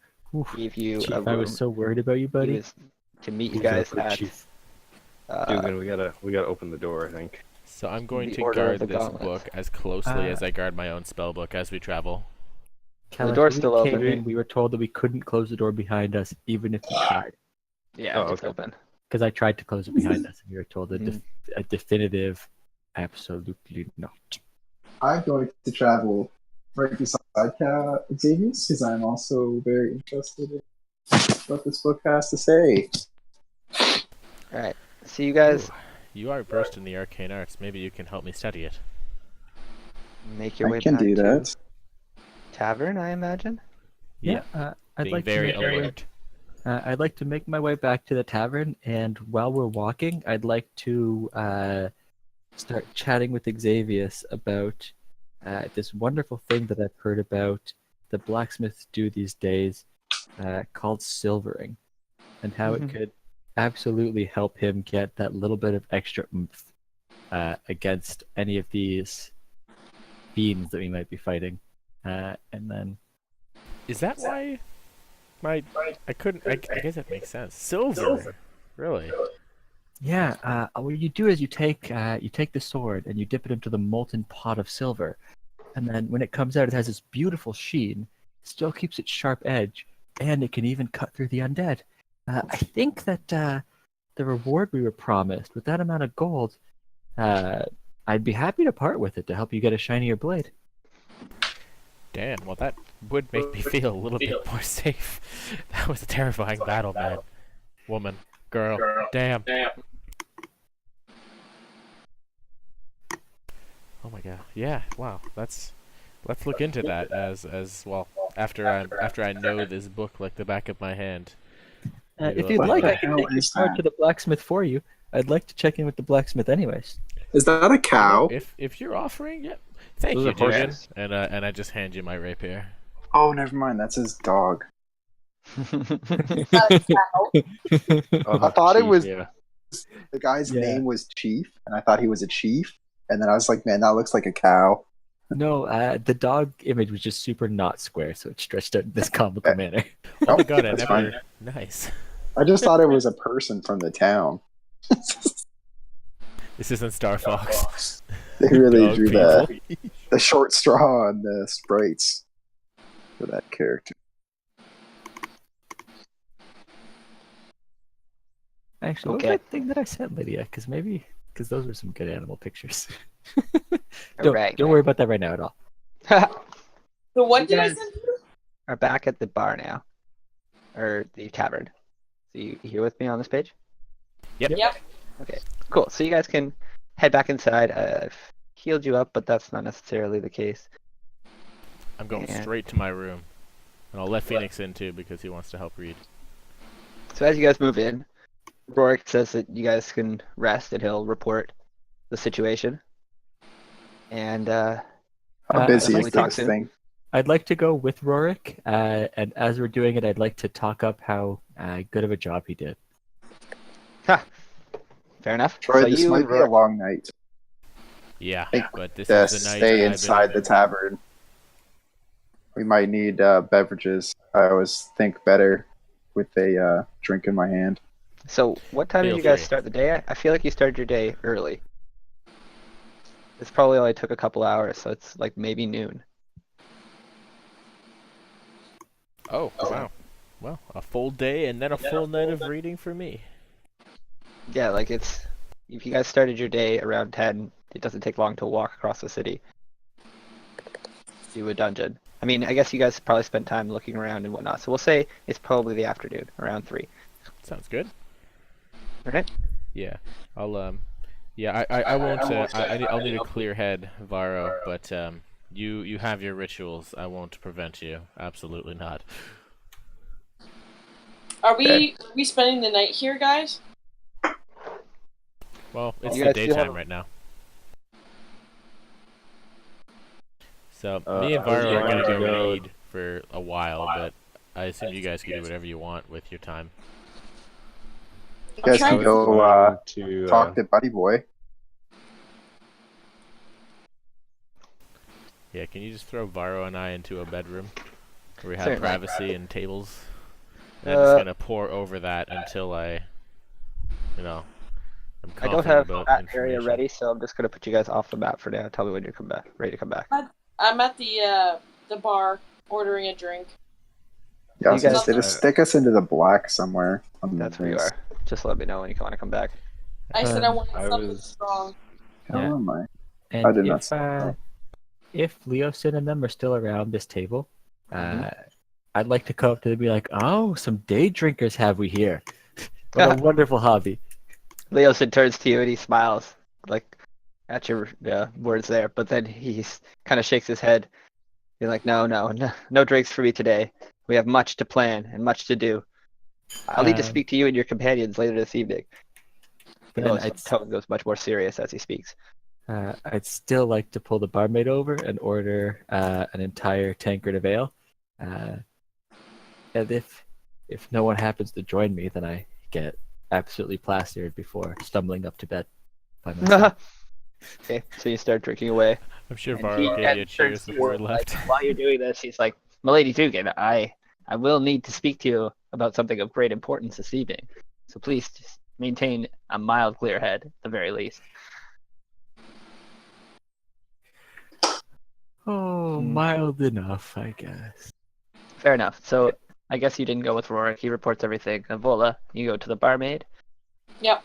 He Oh, I you thought know, Rourke was going there. I'm totally mixed myself kind of up. I'm taken sorry. aback by seeing a tiefling woman sitting No, down at I'm her in bar. disguise. So she's still taken aback by not knowing what you are then. Okay. My horns are hidden, but okay. Yeah, but you don't really come across as anything. No. Like you just look like a pale human then. You are exotic as fuck. She, tips her head to you, greets you warmly after her initial shock. And then whatever you'd like, you get. I want something strong.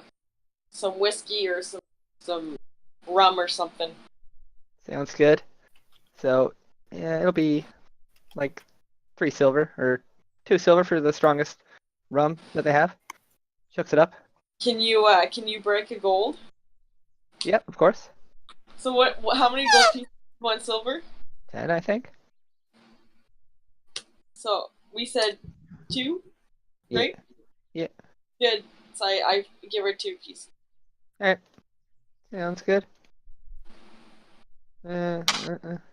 What's this you sent me, Dugan? Just pirate tokens? For your No. dog? No. This is totally for later. Totally for later. Okay. Sorry, totally That's for okay. later.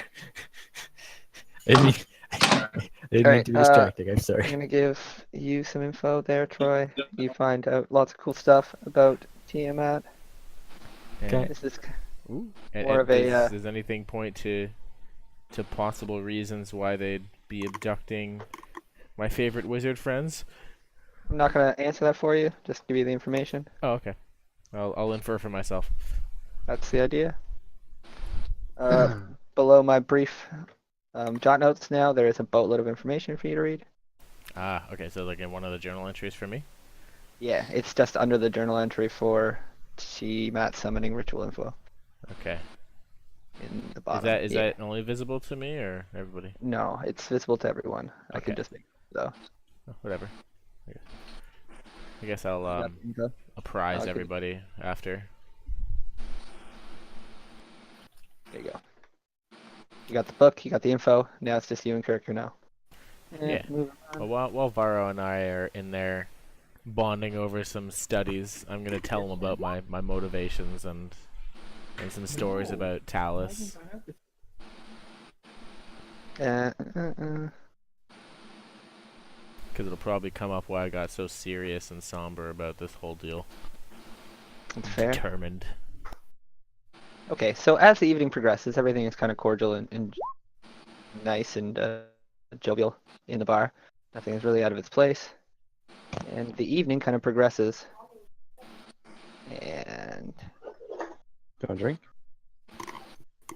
a boy that you guys saw earlier as Arthur from Squire comes towards Dugan's table and speaks to Leosin.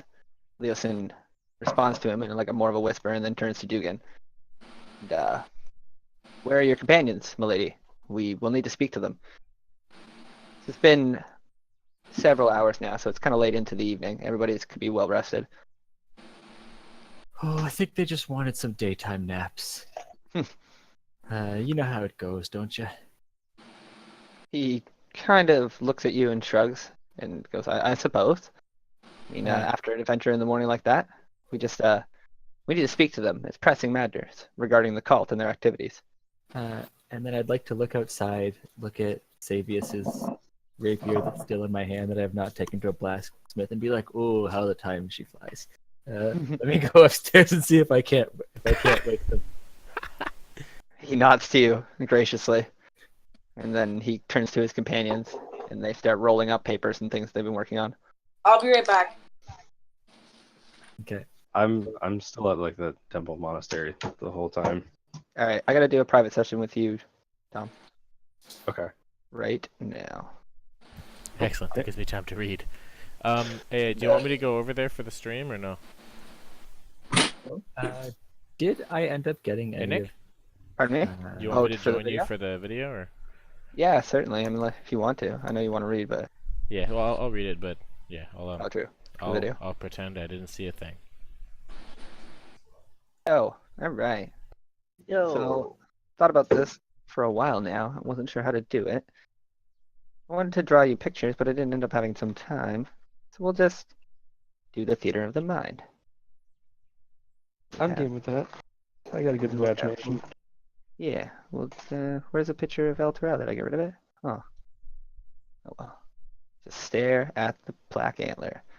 So, you are in the monastery, and you're praying away. I imagine you went. Which one did you go to? The one you were at before? Yeah, the big one with like the armored guards and stuff. Mm-hmm. So they greet Yeah, I you went to warmly that on your one. return. Yeah, noticing your battle wounds and whatnot. You know. So you progress in, you kneel, and you start praying. But Do you this see time's that different. I placed the scabbard and stuff too? Gave Oh, my okay. offerings and lit my incense, Need to and then see- I was holding that amulet that gave out holy like essence to it. Yeah. I was holding that and like having the chain wrapped around my hands and kind of the amulet drooped over, like prayer beads kind of thing. Yeah. Okay. I want to see.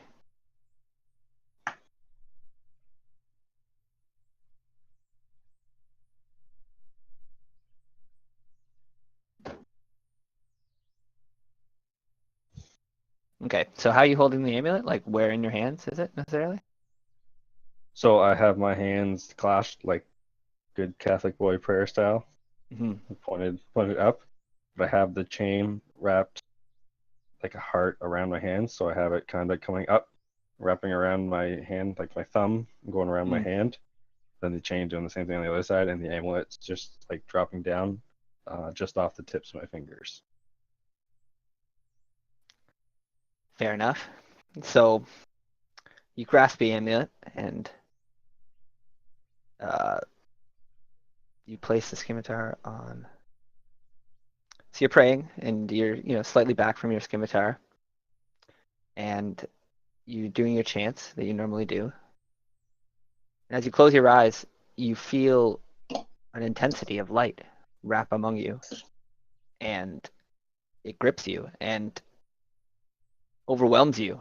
It's scary at first, but then exhilarating. You open your eyes quickly on instinct, and you're no longer in the temple that you were. Oh, You're shit. floating way up in the sky. All you Is see it is like blue. an incorporeal dream, like an Mhm. ethereal kind of feeling. Yeah, your form is there in essence, and it's more just your torso, and you don't really feel your legs or your arm as you look Okay. around. More or less just a cloud floating, and then a brilliant white light shines into your eyes, makes you kind of squint, and you look again and to see mountains, mountaintops, and the whole horizon all the way around you. And there, on the highest mountain in the center of all of them, Bahumat climbs upon the peak. He roars to the sky, and it kind of echoes throughout the land, like everywhere. And more dragons, gold ones, silver ones, ones of other angelic colors, start to crest the mountaintops of all the horizon around you. Bahumat towers over all of them, being a platinum dragon, the only one of his kind, just looks down upon you, and he speaks your true name, Icarus. Is that how you pronounce it? Yep. You have done well. I want you to recall part of your past life and to enjoy my gift. Keep going on this path, and maybe one day you shall return to my side. With that, he roars into the sky, and a blinding white light bursts forth again, and you have to squint. You open your eyes again, and you're back in the monastery. But within your hands is not the amulet that you had gripped before. You look down, and to your amazement and shock, there is a different amulet there. This Ooh. amulet. Oh shit. The knowledge of it flows through you. You understand exactly what this is, and parts of your old life start to come back to you. Not fully, but you remember flying through the clouds at speeds that no human mortal could match. And that's it. Oh, yeah. Thoughts disappear as you try to grasp them more fully, and you're left with this amulet. The amulet from before is gone, and this one sits in your hands. Oh damn. I guess as I come to and the memory starts to get foggy, I can still hear my name ringing true. Mm-hmm. Or do I forget Icarus. my name? No, you remember it now. Your true name Excellent. stands prominent in your mind, being spoken by your true lord. You kind of come out of your trance in daze, and you gasp for breath.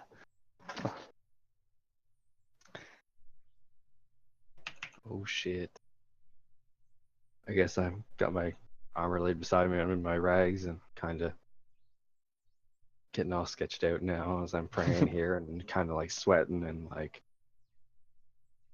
just ripped a huge toke, you know? And you do the whole like take back. You're like, holy fuck, what just happened? Should be a revelation for somebody just living a mortal life. Still, But still like beside myself as I hear Icarus ringing in my head. And I'm kind of looking at myself and trying to see if there's anything that's changed on me. Don the amulet. you don't see any physical changes among your body, but the amulet, it immediately attunes itself to you. You feel its power seething through you. It's almost like part of your skin. Oh man. I guess I kind of get up and try to find the local priest and thank him for letting me use this temple here to redeem myself and pray for the souls that we had to vanquish. Tell him we hope we cleared an evil from within the city and that the gods favor them more now. And tell him that I've left a scimitar and scabbard as an offering, and that if I can be of any assistance to them, let me know, as this temple has brought me great revelations that none other could do. He's nodding enthusiastically at looking upon your offering and your words. You know, and he thanks you full-heartedly, taking your name as you recounted to him. I'd also like to leave him a platinum piece. Tell him to use this for anything they may be able to get. He's just like kind of elated at the look, like seeing the donation. He's like, certainly will. The praises of Calyx will be known. I shall light several candles for you. Go well, my friend. And then I'm gonna take a few minutes and put my armor back on. So I'm done praying. Grab Nice. my stuff. And on my way out, I'm gonna be like, oh, can you do one thing for me before I leave? Would you be able to consecrate my shield here? Give it your blessing. I He can't do it kinda- myself. I have to get a holy member to do so. He like nods enthusiastically. Yes, of course. The kind donation and your patronage here. Yeah, of course. I will happily bless your shield.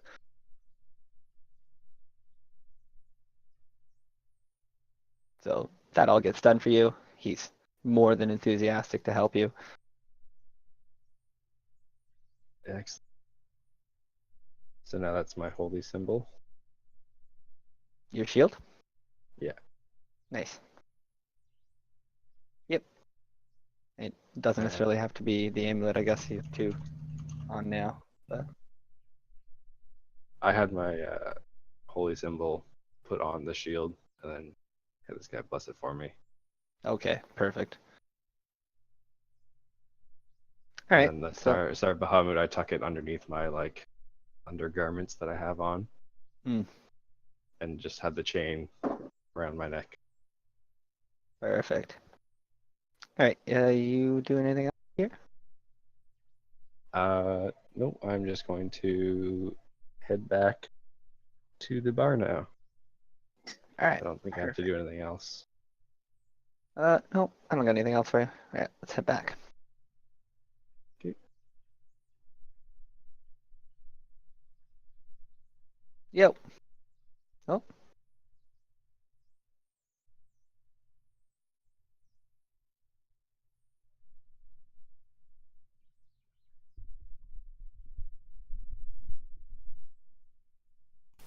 Good boy. Yo, I see you rejoined the jam. We did. Sir, alright, I assume Varo and I are still reading. And we're having very intense discussions about the summonings of Tiamat. Scholarly debate, if you will.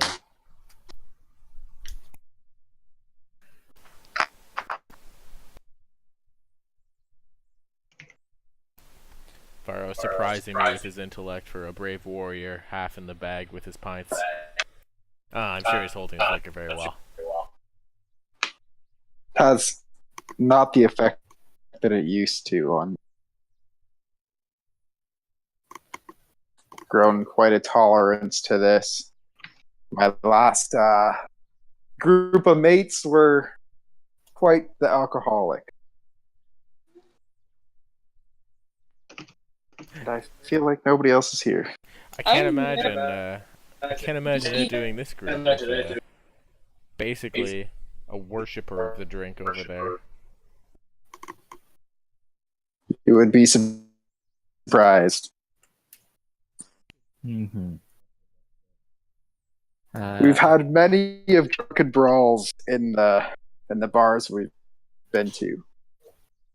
Brawls. Oh god. I don't know what I'd do in such a situation. Probably teleport away. Oh, I need to go the other way. Okay, that should be better.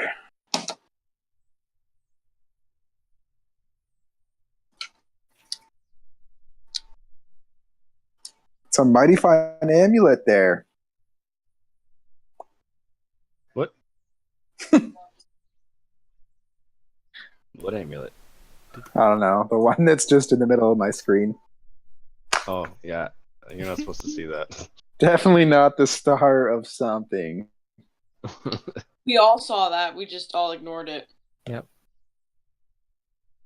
were I just just- not good enough to ignore it. So did we give me that amulet that we found in the chest, or did we decide that Dugan wasn't worthy? No, I decided Dugan was doing some sketchy stuff and I kept it.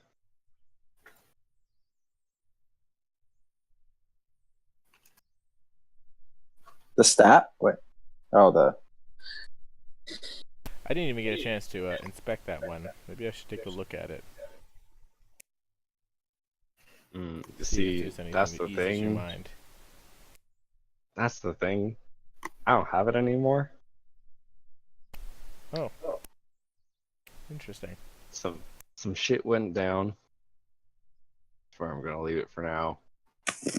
You don't have the amulet anymore? No. Oh, okay. That's cool.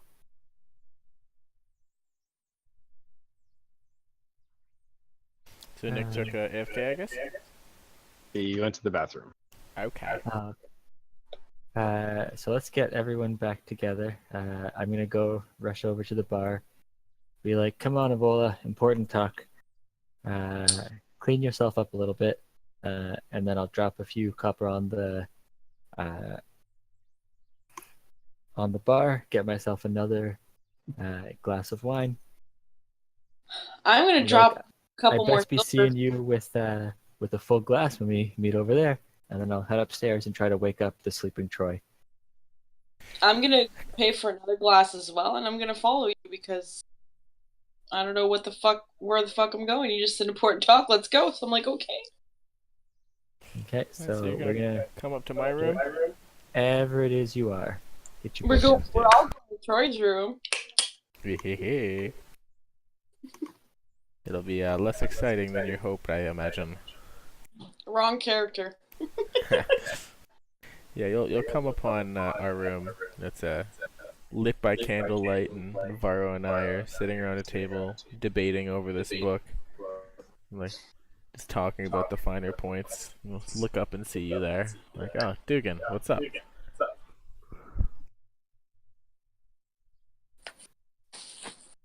Time for us to meet with the leaders of this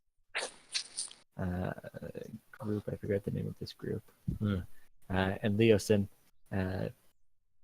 They're drafting out some battle plans along with how we're going to stop the cult Alright. from Had to doing quickly their answer my culty phone. things. Really sorry, guys. I know your work is important, but I think you could take a slight break. Well, that's I don't want to keep the man waiting. I think we've gleaned much from this text. Let's I'll just close it and blow out the candle. Like, let's go meet with Leo. So And then I hand him a flagon of ale, and I'm like, "Come on, no empty hands." I'll hand the flagon over to Varro. Like, I'm sure he could use another. The flag? The flagon of ale. But Oh. thank you, Dugan. Okay, and then Need a clear head right now. I'll lead all of us over to Leosin. I assume I like come in the door after they get to the table. Yeah. So Leosin's followers will kind of like see you there. And the back room. Oh, they're in the back room. I mean, this is actually probably much earlier you came back because you probably came back while Dugan was here drinking her face off. I also grabbed another drink before I left the bar and paid for it. Okay. Yep. No problem. You guys are enjoying yourselves. That's cool. Casualness. Yep, let me reduce So- my gold. Upon Leosin and Dugan There we go. pressing the importance of the situation, we will all be ushered into the back room. So it's later in the evening, everyone's done their things, cordially sitting around here, and you're all going to be ushered to the south part of the bar. Oh, okay.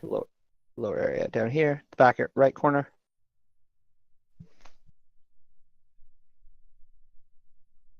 So there's a door right here in this back right Ooh. corner. Not this door. Not this bar. Oh, wow.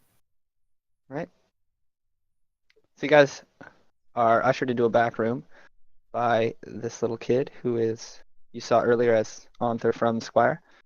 Come along, Varro. I don't think Varro knows where his token is. I took him. I got You him. just got it. Never mind. Yep. Right. Ooh, what a room you have here.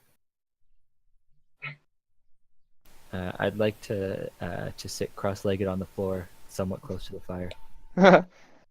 Arthur kind of regards you as you pass him, going to sit cross-legged. So you guys all move in, and Leosin and Arthur both kind of greet you all warmly as you move in. Rorik is here as well. I want to He shake turns both around of to their you guys. hands. I haven't even seen them since I've been here. Oh. Nice to meet you both. Well, see you again. So yeah, Arthur is a broad-shouldered human paladin,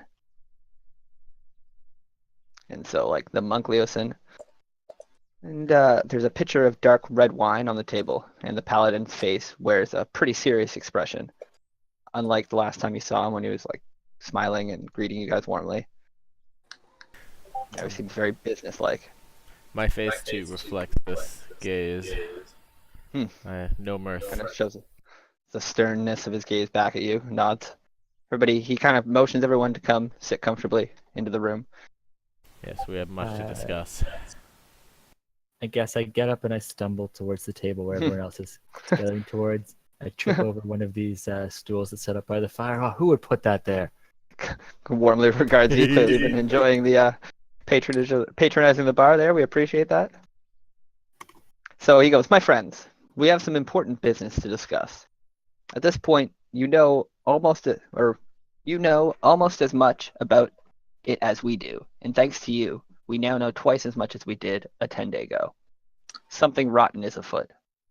We have no formal organization to oppose these rascals. Not yet, anyway. He kind of looks over at Leosin. Rascals. We're working on that. And we need people like you who know how to fight them and when to fight them. And how and when to keep your heads down when you don't need to and observe. We can't promise anything except long days filled with danger and stress. But what could be better than that, eh? He kind of smiles at the notion. These cultists, they're forcing our hand. We must work together as best we can. He looks over at Leosin. Leosin and I are both members of organizations that wanted to spearhead the attack against the cult. He's like, my organization you already know. It's the Order of the Gauntlet. Much more forward thinking than my friends here, and he motions to Leosin. Leosin turns to you guys and he says, I am a member of what is known as the Harpers. The Harpers, I know of them. Aye. Most people do, but they do not know much. We are a secretive organization who moves to maintain order and equality for all races. Similar ideas to my friends here, the Order of the Gauntlet, except we do it with much more subtle tactics. So I'm going to show you guys. They go on to explain their orders. And once they've both finished... Sorry, my browser shrunk to 80%. I'm like, why is everything so tiny? Okay. After they finish their talk, I'd like to look Ontharfur in the eyes, lift up my gauntlet, and hit it against the table, be like, gauntlet for me. So he kind of smiles and like, once they both finished, I haven't put anything in the Order of the Gauntlet. So you guys can digest the Harpers. There's lots of information there about who they are. Leosin kind of goes on if you have questions about them. But once they both finish, they both offer you guys a place in their order, which comes with some perks, not much benefits at this point. I continue to explain, but they could definitely help you out with like food and things like that in different areas where they have barracks, things of that nature. Just, it's interesting how much the rogue, because of how lawful these Harpers are. Mm-hmm. Let's see the other one. Honestly, that doesn't seem lawful to me. It seems very good moraled and, yeah. This does not seem at all chaotic to me. Fair enough. No, did we get an entry for the gauntlet as well, or? I'm just trying to find like the same source I like used. those beliefs. I do like the too much power leads to corruption, no one should be powerless. No, I take it back. I love these Harpers. Right? Yeah. Yeah. Fort tyrants and any leader of government who grows too powerful. This is Leosin or That's Leosin. That's Leosin. Leosin. Okay. Yeah. Now that I've read their goals and their beliefs and not just the first two paragraphs, totally align myself with these guys. I don't know if any of the rest of you guys will align yourself with these guys. I am feeling it. I don't know what the gauntlet's about, but these seem Okay. like the kind of people that I need. For whatever reason, I'm unable to find the same sources I use, so I'm just going to copy this.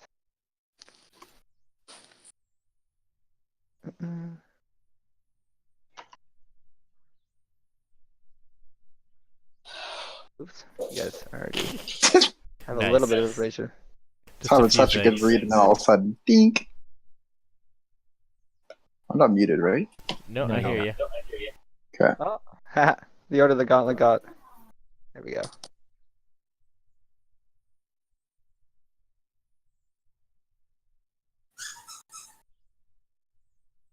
So, both of these members offer you guys a spot in their order at the end of their explanations on who they are and what they intend to do. They talk about how their two orders are intending to come together to take on the cult, and they have a mission for you guys.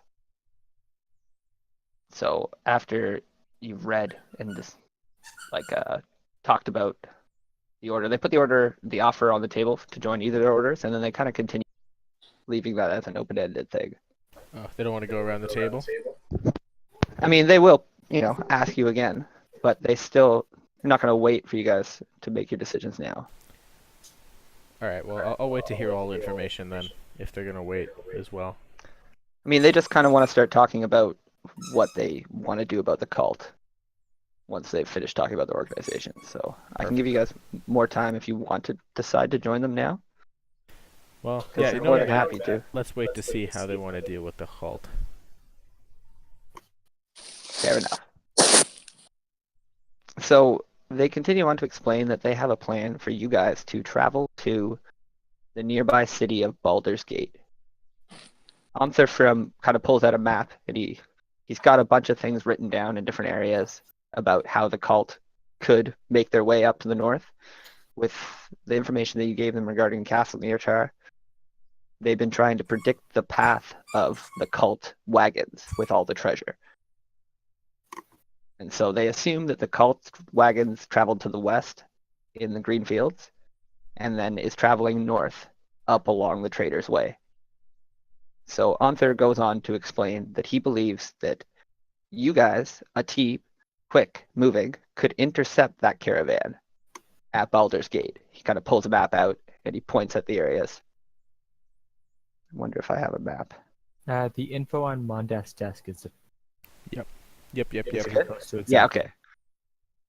Okay, so this is basically what he has drawn here. And he points at Greenest, and he points to the left of Greenest to Baragos, and he's like, the tracks said that they definitely went this way. That's really the only way they could take that much gold without just walking it through the wilds. And most likely course is that they're going to try and disguise it once it's in that area, because you can't really just go through merchants' things. You could just take it all the way up under the law. He continues to explain, if somebody were to travel from El Terrell by boat, they can reach Baldur's Gate within a day or two. Estimations say that we will have at least a week before the cults make it to Baldur's Gate. So if you guys go there and go and meet our contacts in Baldur's Gate, we would like you to be hired as mercenaries for the coming caravan. That way you can disguise yourselves and follow the trade wagon. While you're on the caravan, you can spot the cultists and figure out where their castle is. Where they break away from the convoy, you could track them. And track them all the way back to their castle. From there, we can cut the head off the snake.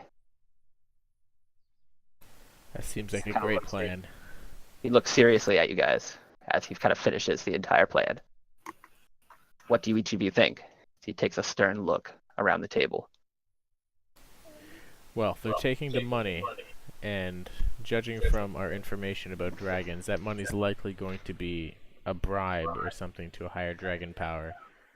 It makes sense they'd want to consolidate that in their castle. But I don't think the money has any actual bearing on the summoning ritual itself. At least from my studies this day, from what we found in the crypt, or for whatever it's called. He looks at you skeptically. He's like, I thought that was the only thing that, dragons wanted. That's the only thing the dragons want, but that's not what the cult needs to summon Tiamat. So, from did you read that from the book? Because I'm pretty sure the book says the opposite of what you're saying. The book says all they need to summon Tiamat is 5 wearers of these chromatic dragon masks, and a sacrifice of a live dragon hatchling.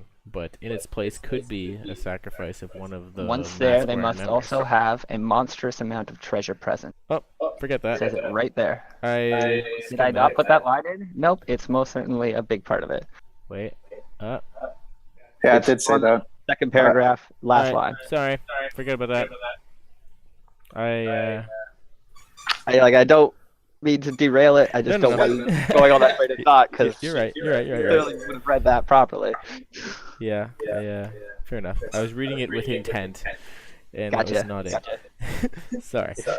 It's So yeah, they're worded definitely weirdly. Like, using did I that not? treasure in the summoning ritual, in addition to the 5 aforementioned special masks. that He we don't kind of know if like they have looks or at you not. quizzically, like masks. Whatever do you speak of? I mean, this is the first we're hearing of it. He turns to Leo, so Leo kind of like shrugs, and So I like want to he take out the book and just drop it on the table and like, this is what we came for today. So Leosin quickly is like, is that what I think it is? He moves around the table with eyes glowing. Yes. If what you're thinking of is the ritual to summon Tiamat, this is that. Huh. It's like the Holy Grail. He moves around. He's like just like tentative to even touch it. And you know this of these dragon masks, like Shelby. So like he's just very eager to learn. He's as much a scholar about dragons as you.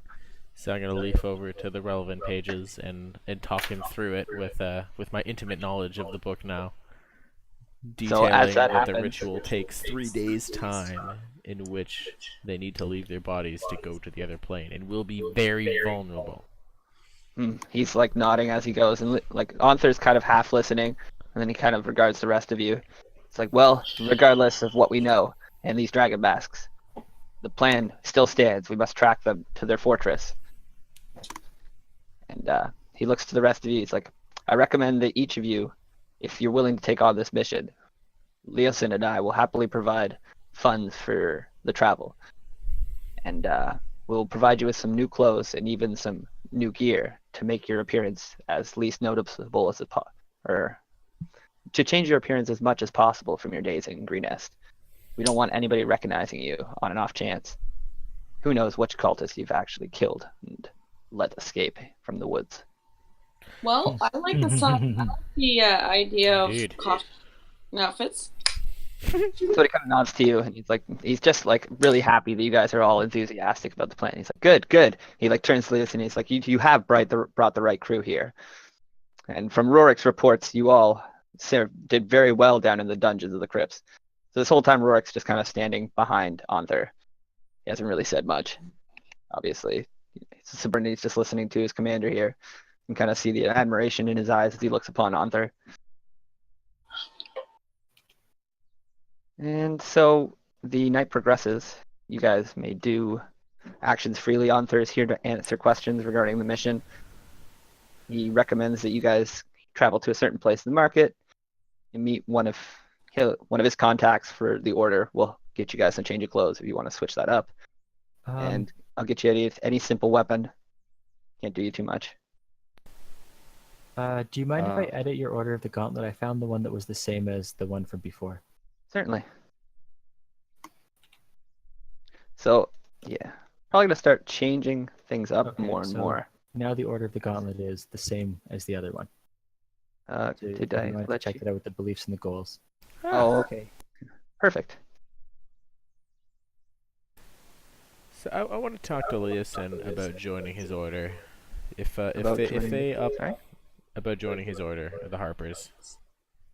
So, like, you kind of have to like pull him away from the book. As Oh, you're, okay. I as want to he's, wait till like, he's finished then. skimming. I respect the search for knowledge. I want to talk Oh, to he- Onthar Okay.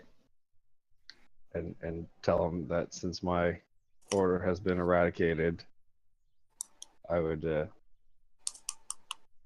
be more than willing to join his order and lend my services. He can continue to train me in the proper path of a paladin, as my training was kind of cut short. But all that I ask is I can keep my holy symbol with me from my other order.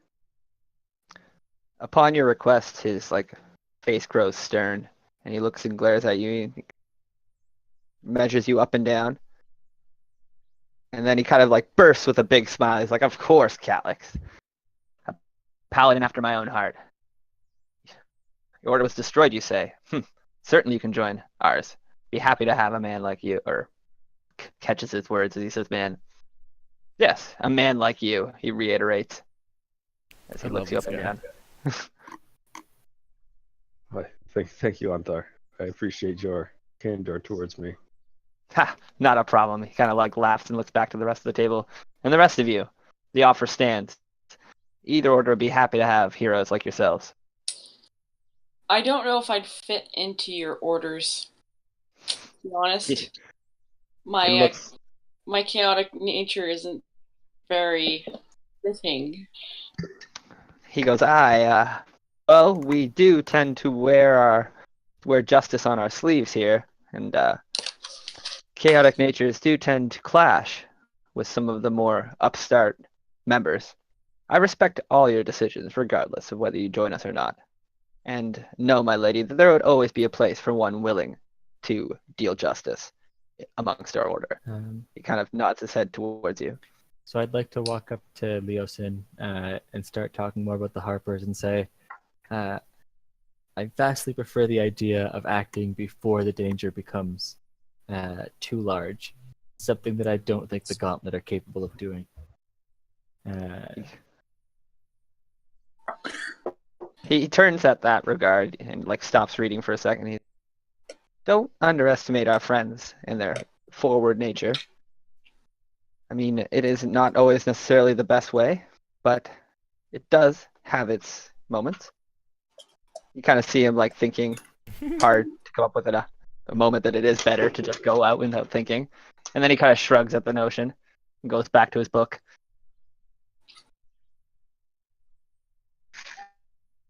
All right, so you guys may continue to talk or do things, but Anther is going to continue talking about the plan and how you guys should leave as soon as you're able and ready. There shouldn't be any time to dally here. You should head to El Terrell, or head to Baldur's Gate and meet with his contact in an area of the city called Blackwatch. I want to go to the guy they told us to meet in the market. Get that stuff. Okay. I would like to go to the blacksmith with Troy's sword. With what? I'd like to go to the blacksmith Silver with his Troy's sword. rapier to get it silvered. Okay. Did we not? I thought there was some sort of a gold for this. Clearing the tomb. Like an amount Yeah, I thought there was a. to silver something? No. I don't know what that is. I thought there was a It's my money, like a reward. reward for I'm assuming. clearing the For tomb. I this? thought we had. Yeah. No, I this think was our own goal. it's Xavius. Yeah, What that's why you got about so many Xavius? treasures What from was- me. Okay. 'Cause it's not part of the book. Are Oh, we okay. getting any experience from fighting the... Then Xavius, I did. do not have. You did get some Silver Gate. experience. Hold on. I missed that. What was it? I didn't tell He you. hasn't said anything You yet. haven't told yet, Oh, Not my style. I just do it after. that's fine. I just thought I missed it. Did you guys long rested? So I'll tell you. You got. Get my strength back. Woo! Yeah. Welcome Feels back. so much better. Oh wait, it just did it. Wow. Oh. And you guys fought 4 of those little guys, eh?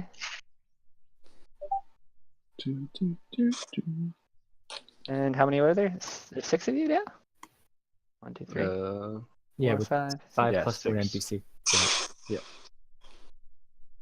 All right, so you guys got 365 experience each.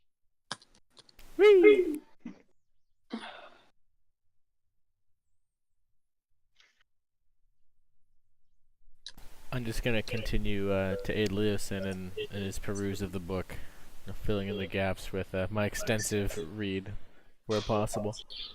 So he's just enthusiastic about all the knowledge regarding this. Just taken aback by how much this book has and how it was just under his feet. Kind of embarrassed. And so the night will progress. You guys can go to the market. We'll just say that happens. You go. When before we leave, I did want to talk to Leosin about the Harpers after he's sort of had a break in his studies. Okay, so he's kind of finished all the areas that are of a. So you can speak to him. Yeah, so I wanna say like the Harpers. Hey, Kurt, can you mute your mic? Yeah. There we go. Thank you. Yeah, so I wanna. Still. I haven't done it yet. Oh, okay. It's a process. It's just tripping me out, that echo. Okay, that's better. Yeah, I wanna say, yeah, the Harper sounds like a very, very good organization, especially around the gathering knowledge and acting with purpose. I would be interested in joining this, especially with our common goal. Although I would say it's not an entirely selfless request. That I would hope to use your resources to help locate my friend who was taken by the cult. I think we've talked about that.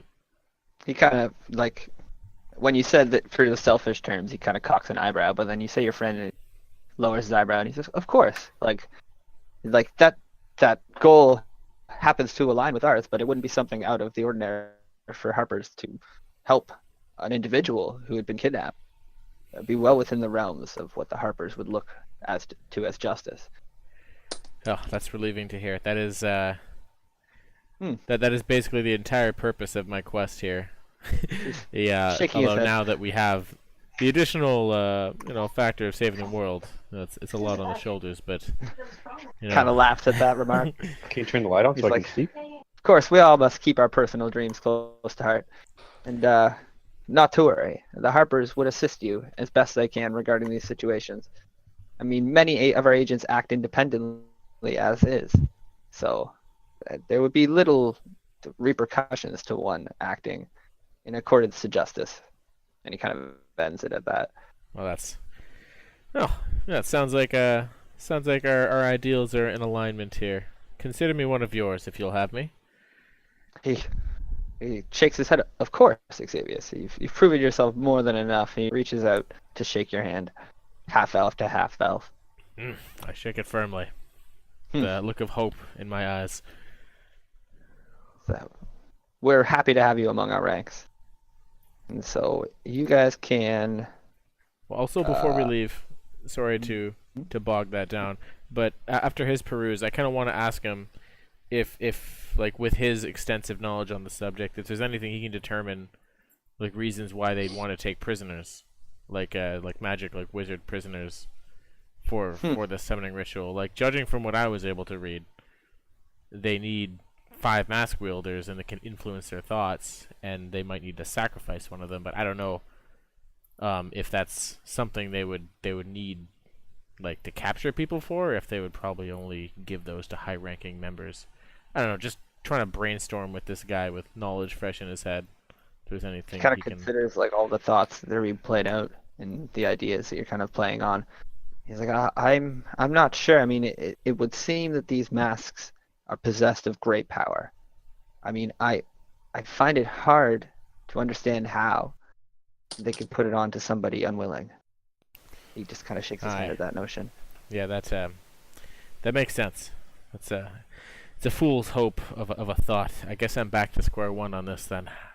He looks at you with empty eyes, and he's just like, I wish I could give you more there, Xavius.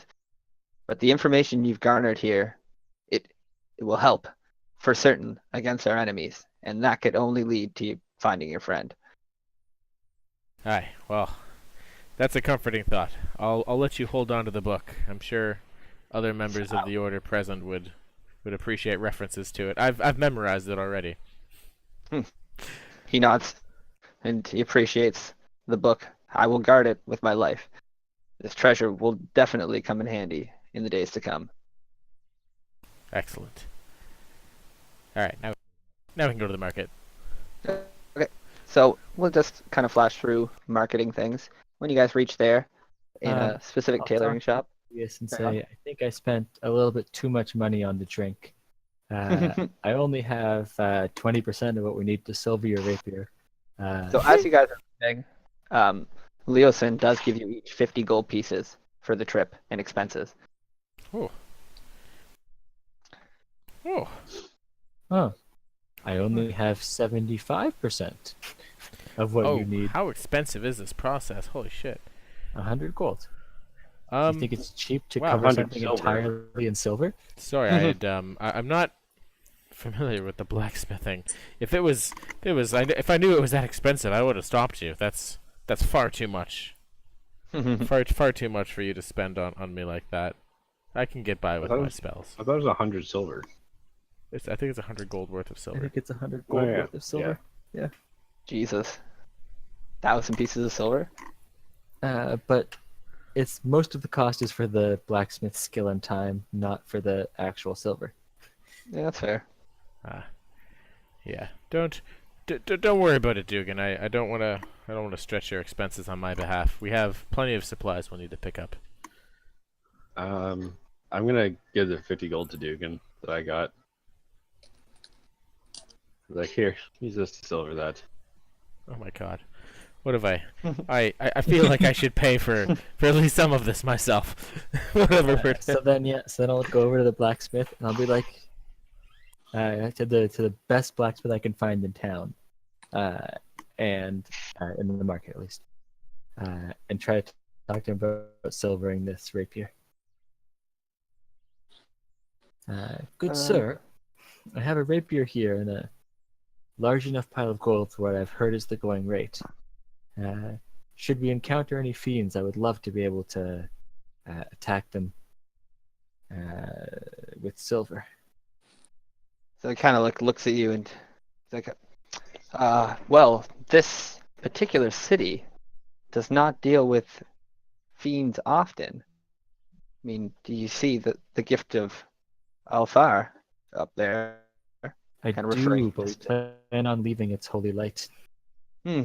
And you can't be Aye, too well- certain once you leave. Fair enough then. I do have a weapon or two, but they are highly expensive pieces here, seeing as they're not ever purchased. What do you want? A blade silvered? Yes. What blade? Troy's rapier that he handed to me earlier.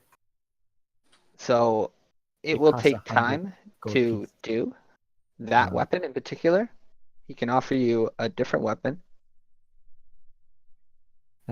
What does he have? I mean, let's say there's a small chance he has the rapier. Am I with you right now? Did I don't join know. I you? mean, I guess you would have had to have been had he got your rapier. Yeah, we were having a conversation about funds and whatnot. So yeah, I must be with you right now. Well, It costs do you 100 have? gold to silver any weapon. Or 10 pieces of ammunition. All right, so I'm gonna say that if you roll more than a 12, I'm gonna roll a dice. You can roll a dice, just a d20. If you roll more than a 12, he has a rapier, and he can just. hey, chance Swap you'd have it. a saber?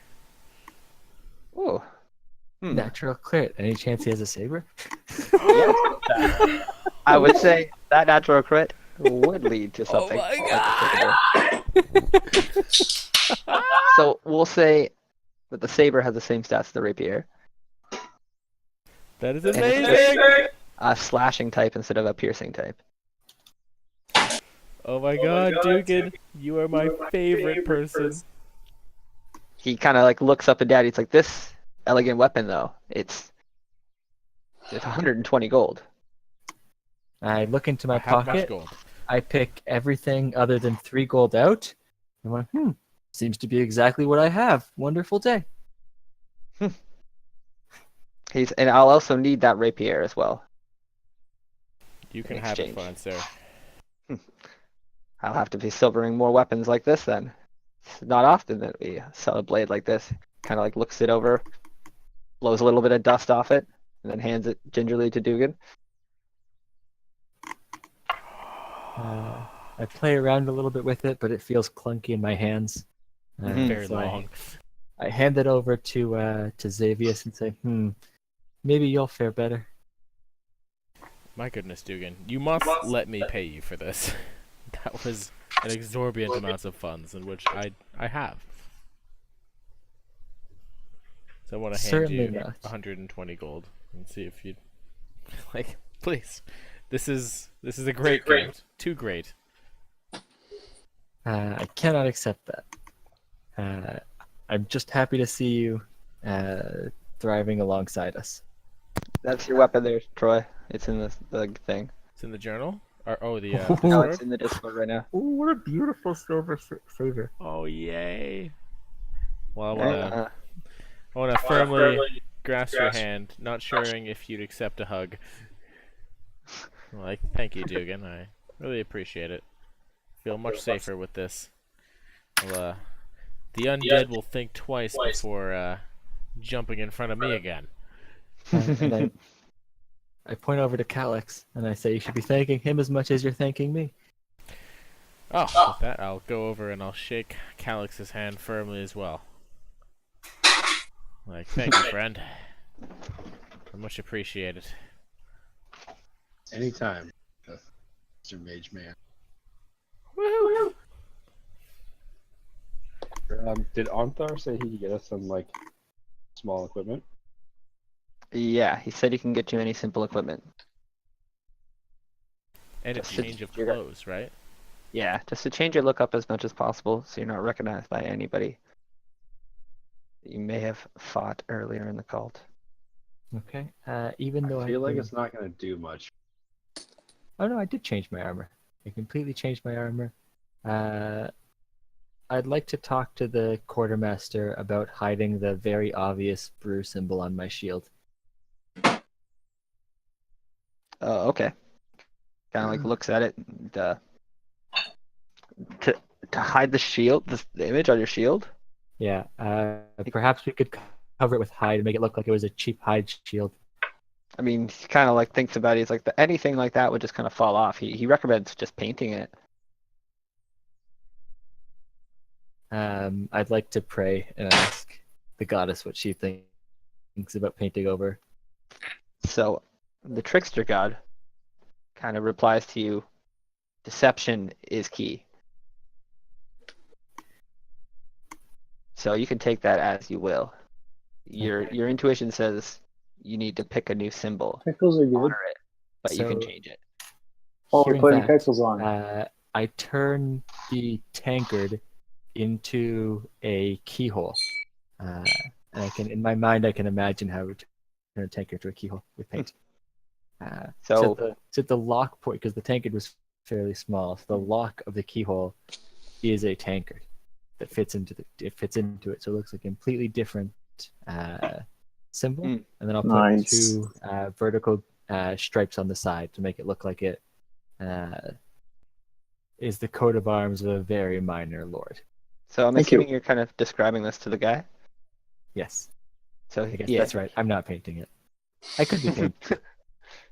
because he has some equipment. He's like, okay, yeah, look, we could definitely embroider it and do it in the manner that you're speaking.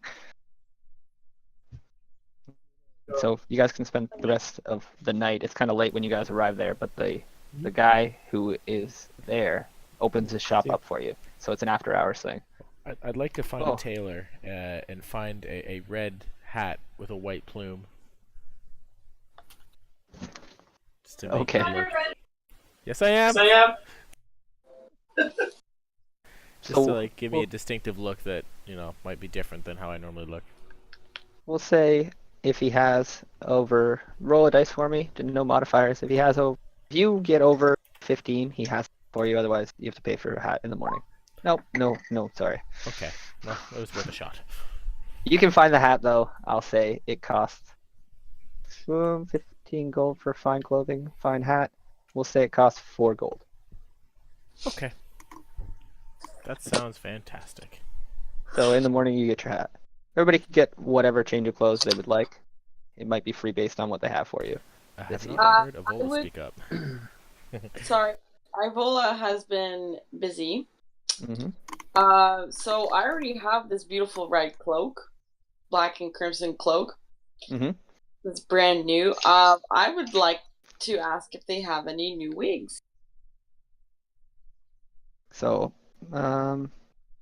let's roll a dice. Roll a dice for me, and if you get over 12, you can get a new egg. And it's a D20. Yeah, no modifiers. Nice. So you get a nice, long, straight brunette wig. I was looking for black. Well, let's roll again. Get more than a 15 and I'll change my mind. Oh my god. Oh! shit. It's a brunette straight one. I made my decision and I have to stand by it. You can color it, I'm sure. It's just a wig. No, Anyways, I don't have brown anyway, so it's okay. I have red and blonde. There you go. He kind of shrugs and be like, "Oh, I'm so sorry, my lady. It's the only wig that would be fitting for someone like you." So I'll take it and I'll see if they have any, like, what kind of clothes they have, type thing. All right, like I got. They don't have a ton for someone in your attire. This is more a armory almost, with a little bit of a shop. It's lucky that they had a wig at all. I should have made it higher, but it's you got a 19, so just happen to have one that's of a good quality. You're more armory? It's more of an armory than it is a tailor. But this guy is more just helping you to the best of his abilities with the patronage of the order. So I'm lucky that he even had a wig. Yeah, that's exactly what I was trying to get at. Okay. What am I wearing now anyways? Just regular clothes? I mean, you said you had your nice new outfit. I didn't know if you put it on. I really don't know what you guys look like these days. I just leave it up to you. It's just a cloak. That's all I bought last time. I'm gonna ask for like something like a black dress of sorts that can I have kind of like a skirt bottom, so it has like the shorts or pants underneath. Okay. Very functional. Yep. And this is gonna be, I'm probably gonna have to roll high for this, but I want the skirt to be able to detach easily, so I can just wear the pants underneath. Yeah, they're not gonna have anything like that. Where can I go that will have something like that? I'll say you could spend like 4 or 5 gold in the morning, just like Troy had to do with his hat. Okay. Okay, you can have that. I'd like Not to gonna be see stingy about what you guys would like. You have plenty of money, so if you can't find a free version of it here, just go get it. Just buy it. I'd like to see if they have a just a boring brown riding cloak. Okay, it's probably like a traveler's thing, so like 50 silver. Okay, perfect. Wait, 50 silver is like 5 gold. Jesus. Oh. 5 silver. 5 silver? Okay, perfect. So now I have a riding cloak that I can put on top of things and hide what I look like. Nice. So you guys kind of go through your business pretty easily. And Yeah, I'm where a do I do? dragonborn person, so I'm not gonna buy any outfits. That's fair. So, what would you guys like to do?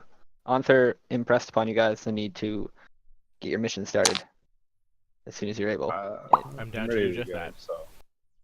Mm-hmm. Okay, so upon returning to the pair of black antlers, Anther gives you guys a description of the boat that is set to leave from El Terrell Harbor the next day. So we'll say that you guys went to do the shopping kind of late in the evening, and then you went back in the morning to do your main business. That's when you got the saber and other pieces of equipment, the hat and Avola's shorts. Everyone's satisfied that they look different and ready. And the boat is set to leave later that afternoon. So you guys have several more hours in the city, and then the boat's going to leave. Tell me how that plays out. Well, there's several hours to burn. I guess I'll just spend it studying in the library. Just puts my mind at ease. I'm gonna ask Xavius if he happens to have any silver powder. I'm gonna change my disguise. Silver powder. I have 19 silver pieces, but I don't. How can we turn them into powder? Grind it. We could grind it. Oh, maybe you can find somebody to grind it. Maybe somebody strong. I don't know. I can turn it hot. I don't think I can grind it though. Oh, that's quite all right then. I was thinking about making some holy water, but oh, that would have been cool. But I don't know if I can get some from a vendor, and I certainly don't have the capital for it. Well, you just spent so much on me. Just I'll fund whatever you want to do. I'm your best fucking friend now. Yeah. We're totally in cahoots now. Put all those crazy battlefield things behind us. You spend 120 gold on me, my friend. Well, it's not that I'm materialistic. I'm just very indebted right now. I'm just teasing. And All we right, had like a see- great moment in the fight, and she saved my life. That's true. And, you know, There was a lot of Things are bonding in looking that good. little fight. yeah, yeah. We that was a scary time. Mm. Guys came together. I was fearful for you, but you guys handled it candidly. So I'm gonna have to put that into account next time. I like how the ghost exploded. Yeah, you like that death? Hits All right. hits Kirk and then all of a sudden explodes. I like that. Oh, true with your rebuke. That's an intense move. Like Jesus. And I happen to roll like Works. crit attacks every time you use it. Yeah, no. Most devastating thing on earth. Oh, everybody's dead. The first time you used it was Xavius getting hit by that sword, and just everything Yeah. exploded. Yeah. That was insane. Guys are recounting some battle tales as you sit in the tavern, burning some time. So the afternoon Yeah, progresses. while we're waiting for everything to get done, I'm gonna be at a different monastery. I'm gonna make Where's a that? donation to them. Fair You said enough. there's There's- three of them in the city, right? There is two that you would probably want to go to, and that's probably not for you. There's a Library of Gond. I go in the washroom. It's like an invention Yeah. library, so it wouldn't really be as an Yeah, invention so temple. I'd stop by the second one. You would. I think it was like Shanto and Tempest were the two. So you do your patronage, cool. Check. I'm gonna make a donation to them of 15 gold as well. Oh dang. And then light a stick of incense and say a prayer. They are quite gracious for your patronage, and obviously send you the blessings that they Yeah. can. Gonna ask the priest if they have any incense I can take with me. Be like, yeah, office you some incense for your kind donation. He's more than happy to give it to you. How many sticks can I get from him? Well, he's happy to give you 5 before he's out at the area. Cool. I was running out. I need for prayers. Of course. Gotta maintain your relationship. Big man. And anyone else? Anything else? If Troy happened to get me powdered silver, then I will use an hour to make holy water. Okay, so you guys go and look for the ability to make powdered silver. So let's roll. Why don't you roll a dice? And if you beat a 10, you found a grinding wheel that is all good and you could use. Wasn't occupado. I didn't. You did not. It was So you were unable occupado. to find it as you move throughout the city. Everybody seems to be working hard with theirs and are unwilling to part with them for your trivial task. So I'll say you can pay to have it done.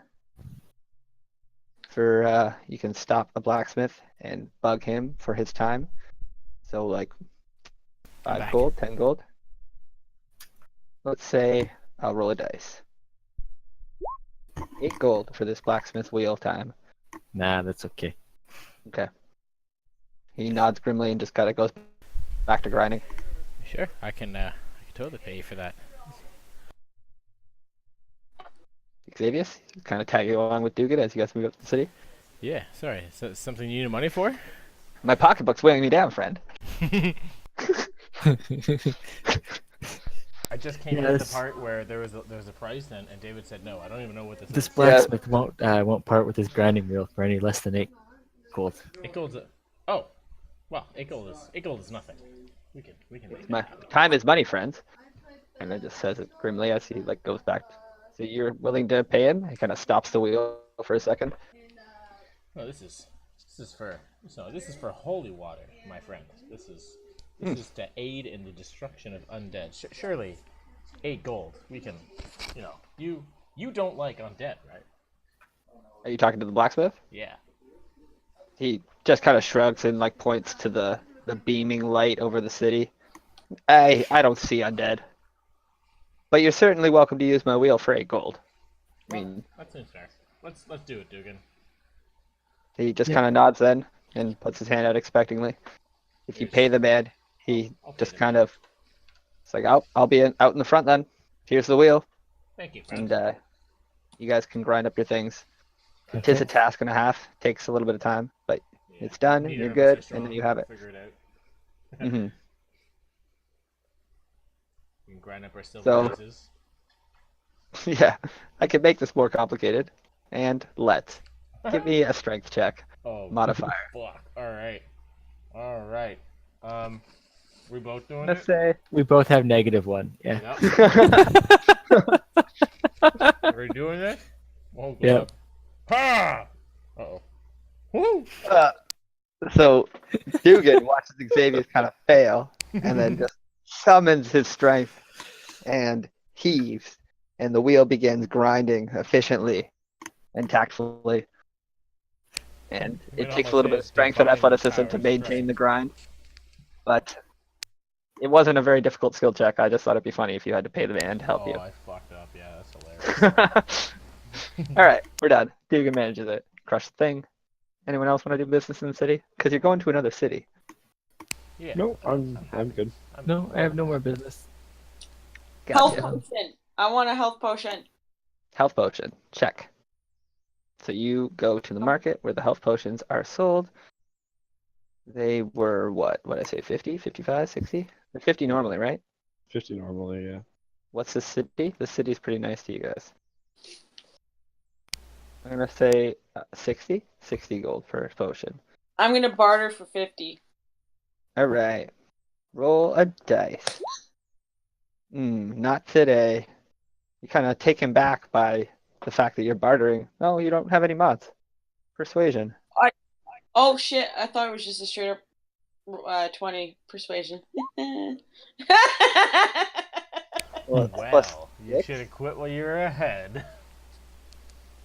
You have +4 to charisma, +2 to persuasion? Yep.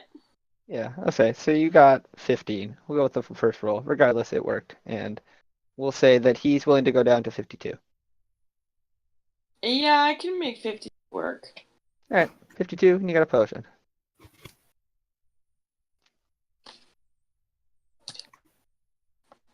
Woo!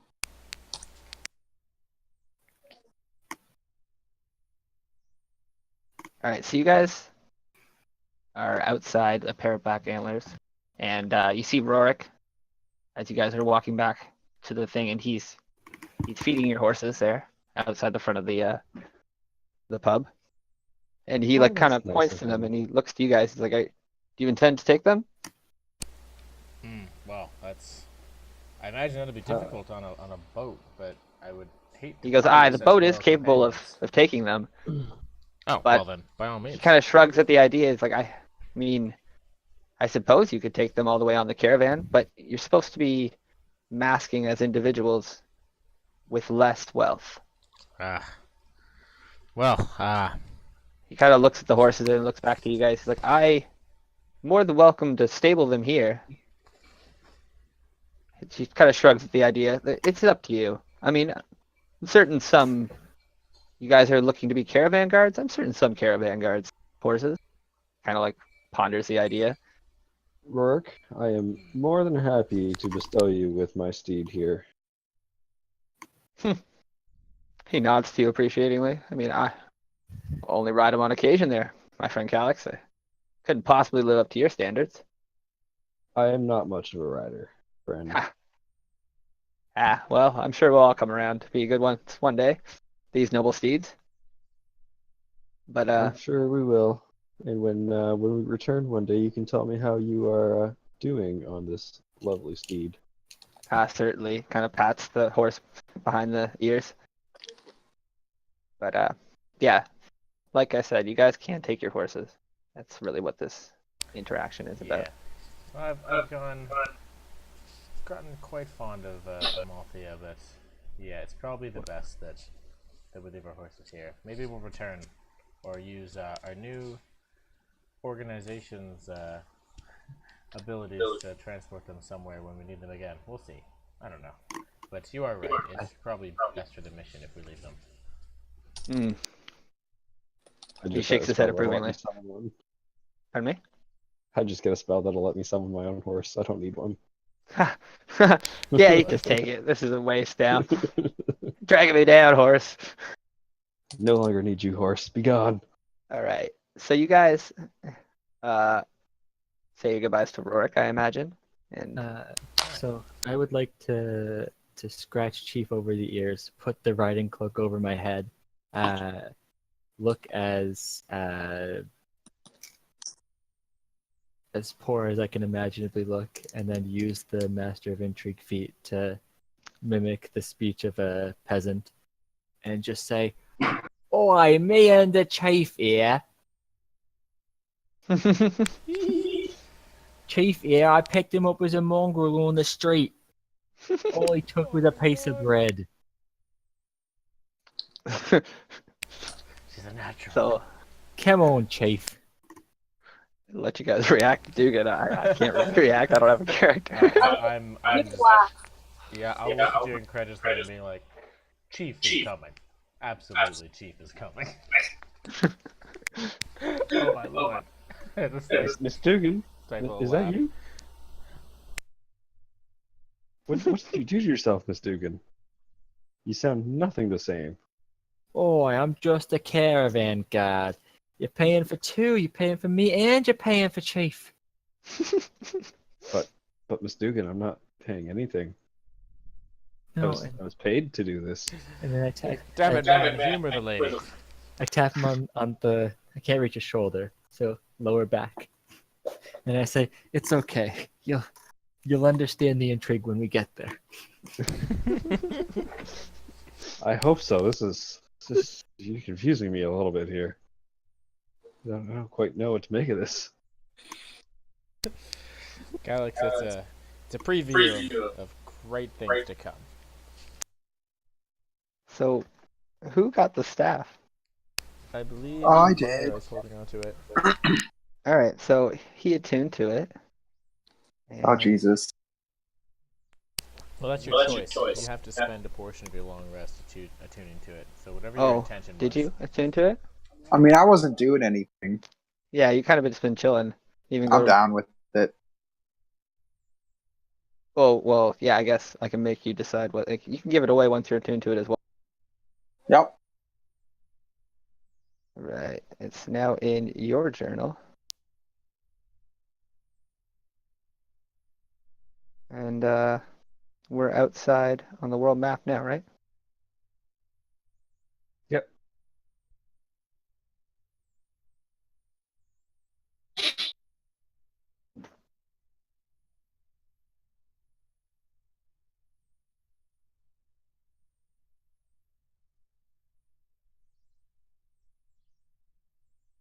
Sorry, I'm just reading something. Oh gosh, that is so dangerously temporary.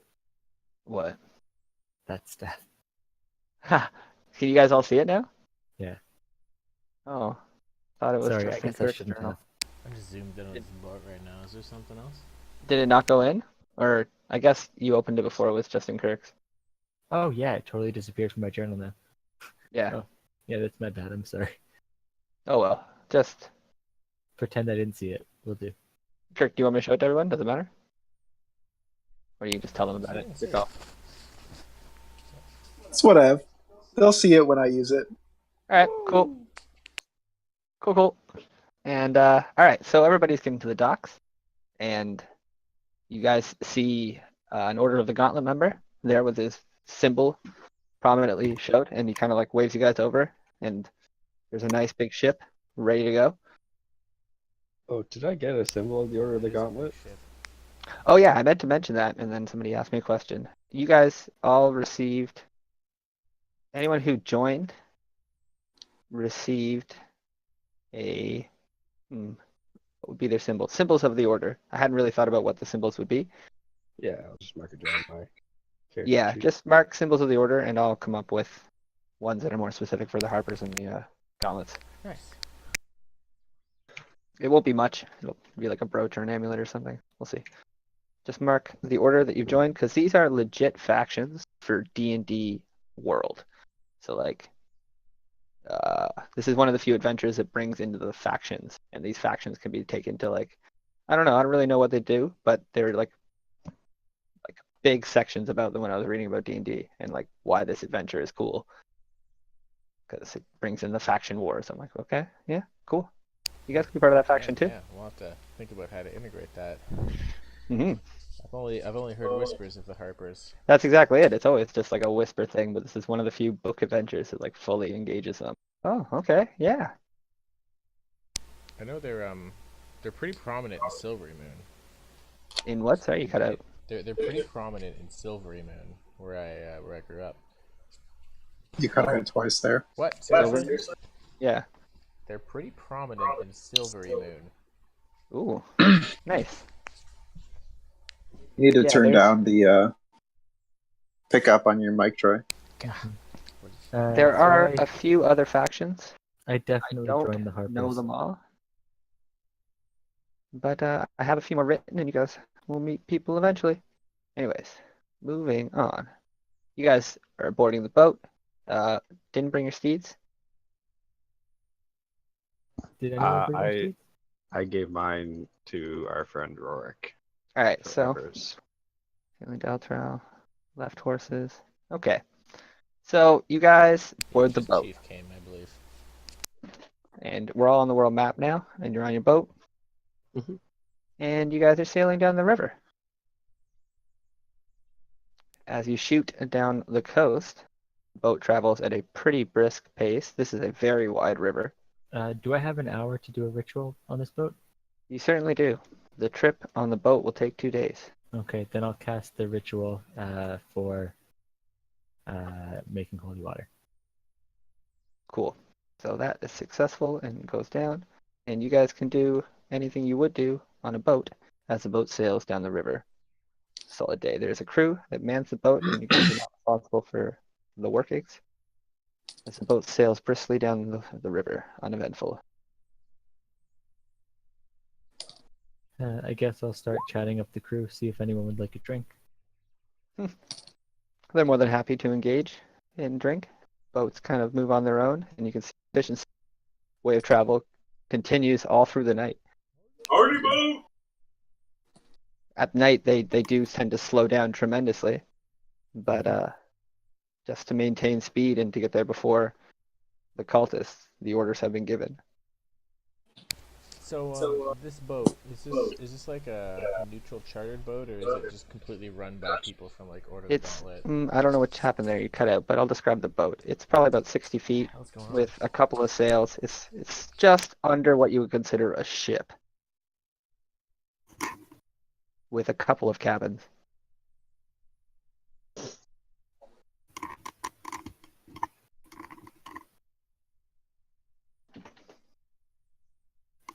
And we're gonna roll up. If anybody would like to do anything on boats, let me know now, because the journey is uneventful. You sail down the river, carousing towards Baldur's Gate. So is the crew part of our group, or are they neutral? Part of our group Or are they or just neutral? like civilians? They are commissioned by the Order of the Gauntlet. Commissioned? So are they members, or just they were paid to bring us? They're just paid. Okay, so they don't have a real horse in this race. No, not overly, but they were trusted people from Onther, according to him. Okay, but so they know. Not that we full-fledged are, members of the and Gauntlet. they're- Yeah, they know that you are on an important mission for Onther from Okay. the Order of the Gauntlet.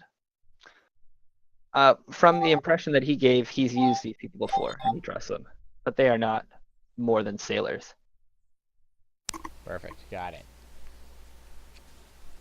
Yeah, I'm So not too neutral, to social answer your with question. them then. Probably just I'll talk to. So you guys sail our crew, towards or our people. Poor choice of words. Baldur's Gate, and here is a nice fun picture. Yay! So this Yeah, is that's our Baldur's boat. Gate. That's our boat And over Baldur's Gate is far grimier than El Terrell. This is a city of sails and merchants. And it has set itself up and orchestrated itself to accentuate that lifestyle. It is situated on a high bluff surrounded by walls. And the lower part of the city is at the coastline. And then there's a mountainous region that kind of surrounds the city. So the only way through anywhere to the mainland and out into the water is through the city.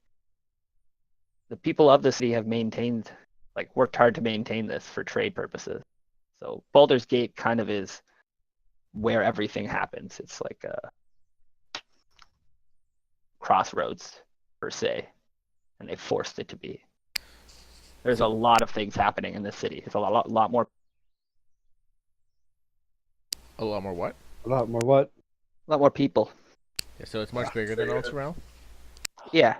It's about the same size geographically, but it has a higher population, I believe. And So it's the Tokyo to our Toronto. yeah. And we'll put you guys here.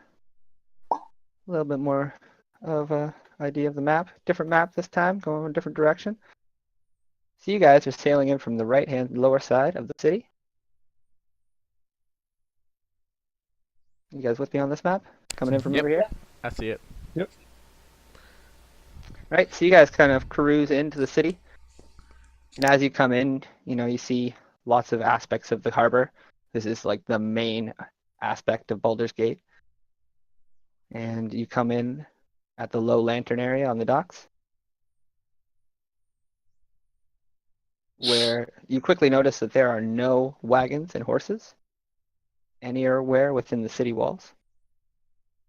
There's just a butt ton of people just walking and moving. There's no pack animals visible. Oh, good thing we didn't bring horses. I think our caravans are going to be a little suspicious here. I don't see any other ones. So you guys were told when you get here to reach the city area called Blackgate, which is in the outer city in the northwest section. Outer City is northeast. Is there another one? So it doesn't show it on this particular map, Okay. but it's just upon numbered. inspection, you find that.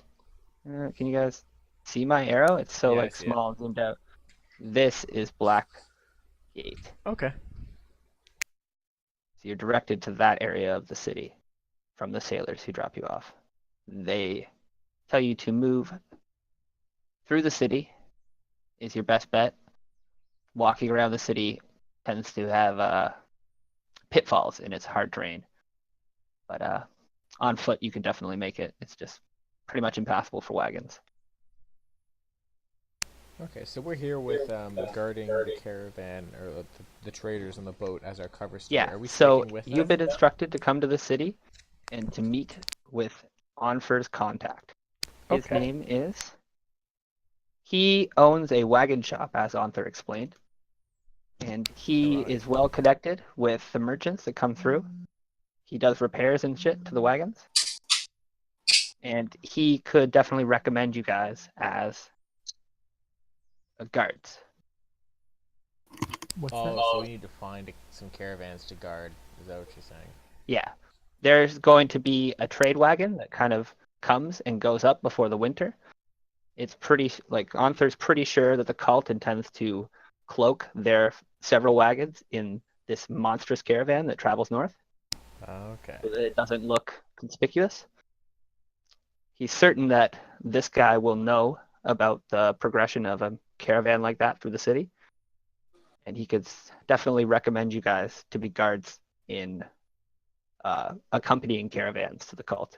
If you guys wanted to, Onther did mention that you could, if you're feeling super risky, attempt to join the cult as part of their guards on their caravan, but it's unlikely that they would need to hire anyone additional. His best bet he recommends is that you guys get yourselves hired on random merchants and accompany the large caravan north. While you're doing that, to spy and perceive any activity of the cult, figure out which ones are them, and watch them leave. In doing so, you follow them back to their castle, because it should be somewhere in the north. We know it's somewhere. Well, I'm not a huge risk taker, so I'm down for that. Anyways, I think. Regular guard Sorry, go on. situation, but feel Can I free ask to you a chime question? in. Has he seen any red dragonborn? So Down? are you guys just traveling straight to the dude? Like, Oh, we're you're kind talking of to him? at the harbor right now. I thought we met him at the harbor. Oh no, he's at a shop in Blackgate. Well, we shall move with purpose then. So, whoever you guys would like to move across the city, I will describe it to you. If you moving through this area, it's just mostly shops and merchants and all sorts of exotic goods. Everything from all distant lands are available here.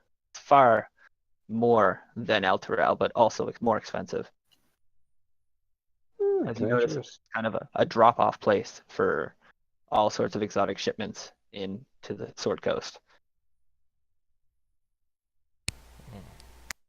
Well, we are not here to be tourists after all. We're on a timetable to find a cult. I don't know if we have any need for supplies. I think we covered that pretty well in El Terrell. Yeah, I really have to go wash. I'm so sorry, guys. You do that.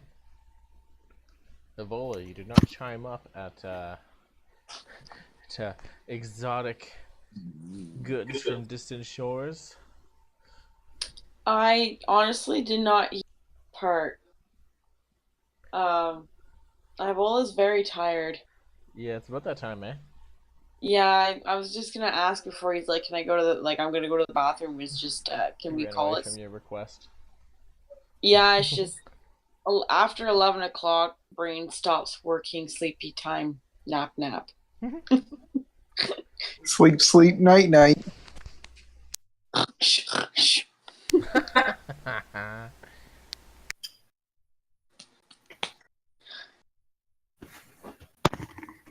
My arm is so itchy.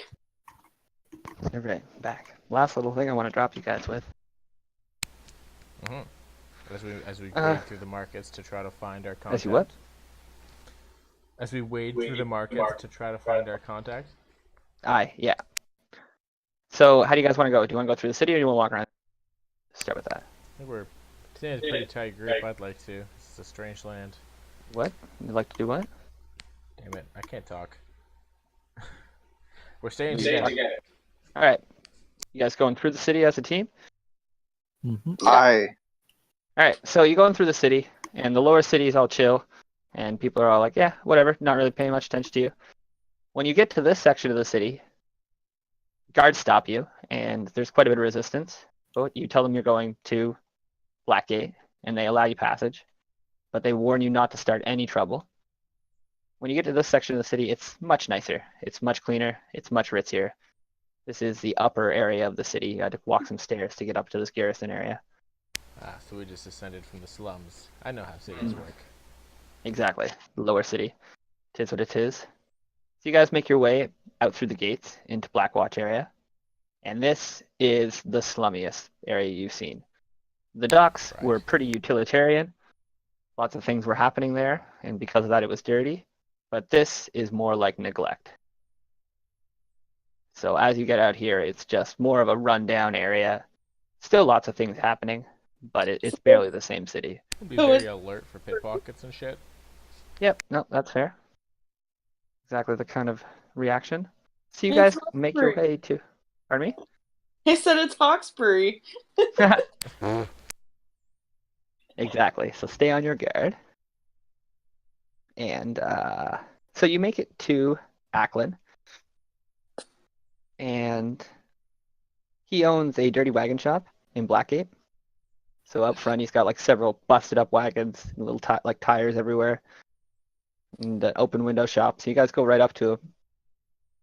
Obviously, I'm just kind of assuming it goes quickly because get the story. Wait, do you guys want to do anything else while you're here? I'm just no. Yeah, rolling with we're it. good. I think Lydia wants to get to bed. Yeah, I figured. So he is going to say that he's happy to see you, and he got Arthur's message, and he's totally stoked to help you out, but his last people he recommended did not go so great. And his reputation on that matter is kind of shot. He apologizes profusely, and then offers you guys an alternative. with that in mind, he says, I do know several jobs, though. I mean, I know that you have at least 5 or 6 days before the cult should arrive and the caravans start to gather here. Are you tracking I'm them, well or is versed. that an estimate? Hmm? Are you tracking them, or is that an estimate? I mean, based on Onther's message, they should be Okay. here within the week. And I know that this is the season. I need to do much with the wagons. He continues on to say that there are 2 jobs that here in Blackwatch would give you guys all the reputation and clout you need to join any caravan merchant. He does apologize profusely that he's unable to just provide you with a recommendation. And he says that, perhaps based on your, weapons and whatnot, you could just simply go and attempt to get work. But he guarantees that if you do either of these missions, your reputation in this area will be more than enough to procure you work. So, Well, my good man, Alright. what are these missions? he carries on to tell you that these will be skill challenges. And I will let you guys pick from a list of 2 skill challenges. I had more prepared, but I thought that was excessive. So, he shows you the first mission. And the first one is regarding orcs. There's a contingent of orcs north on the road that have been fucking up people as they try to travel. It would seem that there's an orc warlord among them, probably a renegade one misplaced from his tribes up north. Your mission is to bring their head to the warden. The other one is from the apothecary down the street.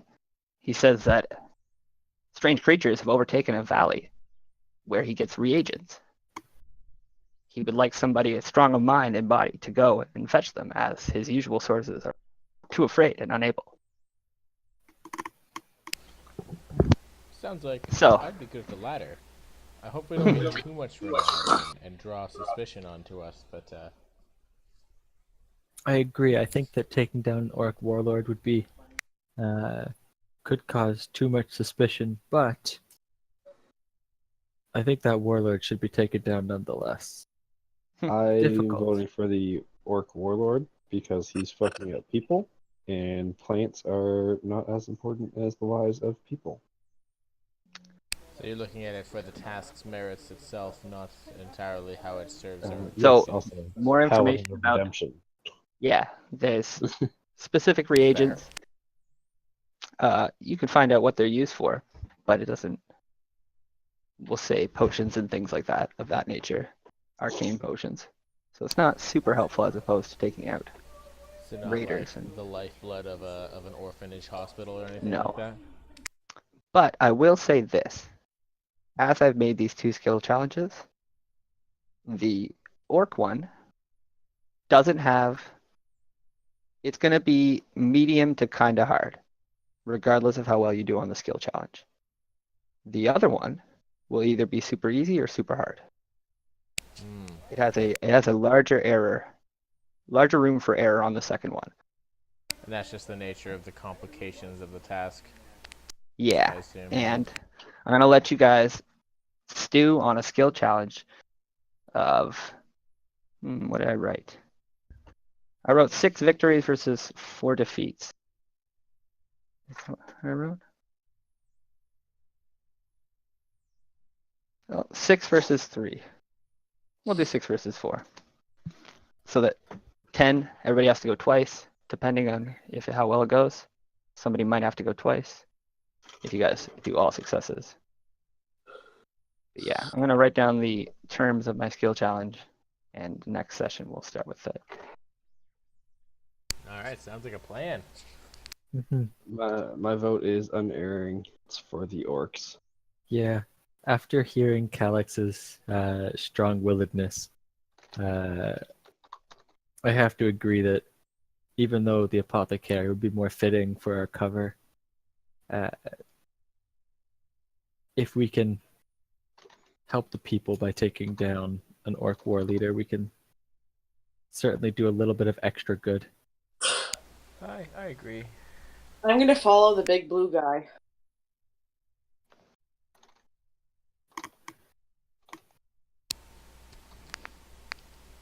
is quite a sight.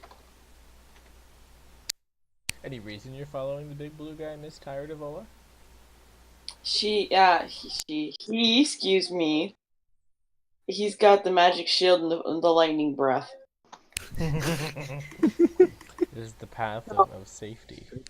Yeah, I can just hide behind him, I think, and I should be okay. So I'm gonna follow the big blue guy.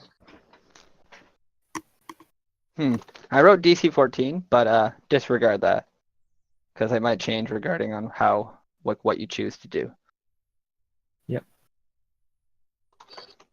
Do you guys know how skill challenges work?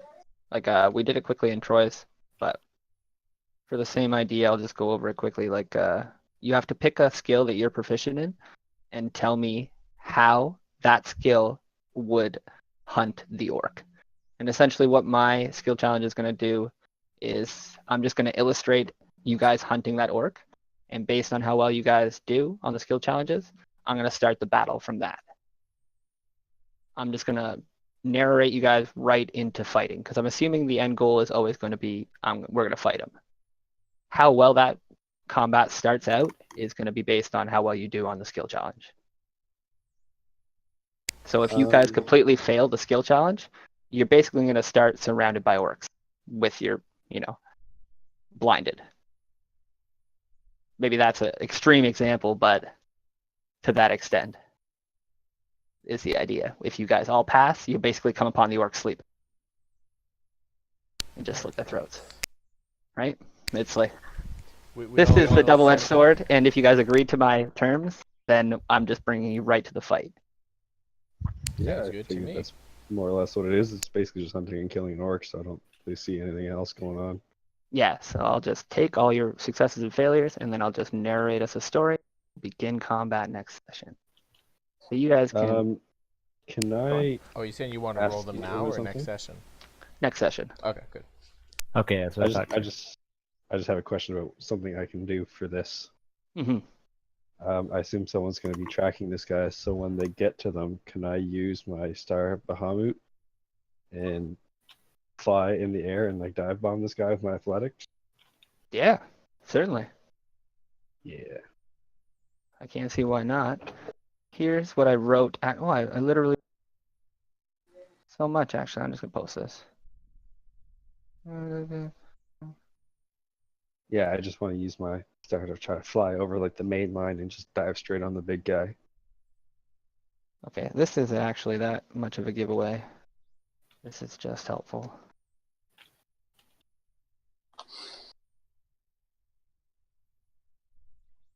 Oh yeah, I didn't even tell you guys what the other one was. If I had told you that, you just wouldn't have picked it. My best two are persuasion and deception, guys. Mine is also persuasion. Mine is stealth, sleight of hand, and my animal handling is pretty good. And I think that my stealth and animal handling can do pretty good because animal handling I can get Chief to help us. These are track just the snow. ideas. This is all just quick reference that I wrote. None of this has to be. But just to give you guys ideas. So these are the two. Would my channel divinity, would I be able to use that and do a skill check or no? What would it do? Does it boost? Does it boost your persuasion and shit? It does. Yeah. I It can't see why not. cheats. I mean, we'll see. Actually, it really would depend on what skill check you wanted to do and how long that skill check would take. If you're like, I'm gonna rough this guy up and find information using persuasion, then I'd probably allow it. But if you're like, I need to track this guy for an hour, no go. No, I wouldn't be tracking for an hour.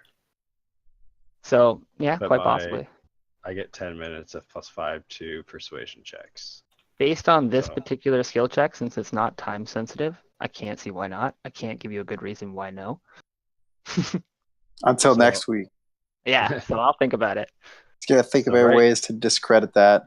Exactly. You guys have all the information from on the channel here. You see that? Yep. All right, cool. That's where I'm leaving the game. All right, that was awesome, man. Yeah, you guys like that? Hell Yeah. yeah, hell yeah. I had fun doing it, so I'm glad you guys all enjoyed. It's And a cool little prayer session.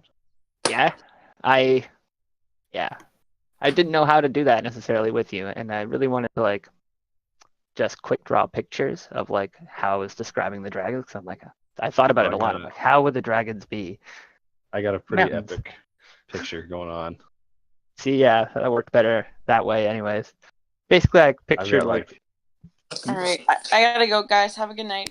have a good night. You know, I've got like a picture of like this like teal blue like space just encompassing everything, and then like these mountains rising up from the ground, and then like this bright fucking yellow white-ish glow coming up over the mountains, and then Fuck, gigantic platinum thing climbing up to the top peak, and then all the other ones slowly coming up the sides. Shit, I making, did. like, the Trinity Force of Dragons. That's exactly how I thought of it. So I'm glad you took that away from it. Yeah. Yeah. It's like was I pretty started writing cool. it down. I'm like, no, I'll just describe it. I'll just think about it, and we'll do it together. I wrote it down just that way. Oh shit, that's I've awesome. got it all in my stuff. Yeah, because I was like, well, how the hell would like, what would be a dragon's throne? What would be a dragon's throne? And that's really what I was like, a mountaintop. Obviously a mountaintop. Duh. Fucking peers over the whole world. I was picturing it as like a multi-peaked mountaintop where one was like good distance bigger than the other ones, and then it was Yeah. like a slow like a jaw kind of thing, like a shark jaw with like the teeth coming up. Kind of. Yeah, that's exactly it. 'Cause like I described it as like the horizon is blocked by these peaks as they come up around you. Basically, like had that it's like embodied in brilliant 360. that like brilliant white yellow glow was coming from behind the mountains and illuminating the dragons and make them like dazzle. I'm like super stoked for you to use that too. I'm like, yeah, draconic angelic wings. It's fucking perfect. Yeah, that's why I'm debating, like, unless I can figure out how to use this persuasion, so I can get a +10, and it's a very low chance of fucking it up if I use +10. But Yeah, it'd fair be enough. super more epic to use golden ethereal dragon wings and fly over the main line and just dive bomb this guy. Yeah, that'd be fucking awesome. Did you guys see what Tom's abilities were? No. Tom got He an got put- amulet. It got Sorry, go put in, but they disregarded it. Oh, I mean, did into I like the notice game that chat it- or like? Yeah, it got popped up. Did I notice that a thing popped up that said Amulet of Bahamut? Yes. And then I immediately clicked X. I was good Yeah, about that one, not the staff of snakes. I was he good has about- like a one-shot, 1 minute power up from Bahamut, where he becomes more like his old form. I don't know if he's More- ever more spoken to you dragon-like. guys about that. Nope. Because No, it's he all hasn't. been a blurry haze. Mm. I haven't really known about it. I'm glad you had a name ready. So I was like thinking about it. Like I was coming up with names on my own if you didn't have one ready. It was gonna be like Kyle Zahavzamut or something silly. Yeah, It no, was I gonna end with originally Moot. wanted. I originally wanted to name my guy Icarus. Mm. Then I was Oh, like, true. nah, I'm gonna save it. Name someone Well, else Icarus. even better then. It works perfect. And then yeah, it just worked out so well. It is really funny that it was the wings right away, and I was like, flew too Yep. close to the sun. I got back. There you go. This is the reason. So don't misuse it. But I don't know. I guess I won't tell anyone Tom's backstory. I'll let him eventually tell you guys. But Yeah, I it has showed to Troy slowly it, come back so to long me. ago. I don't know if you remember, Troy. It was like one of the first backstories I ever showed you. I was like, look at this. Shit, I don't think I do.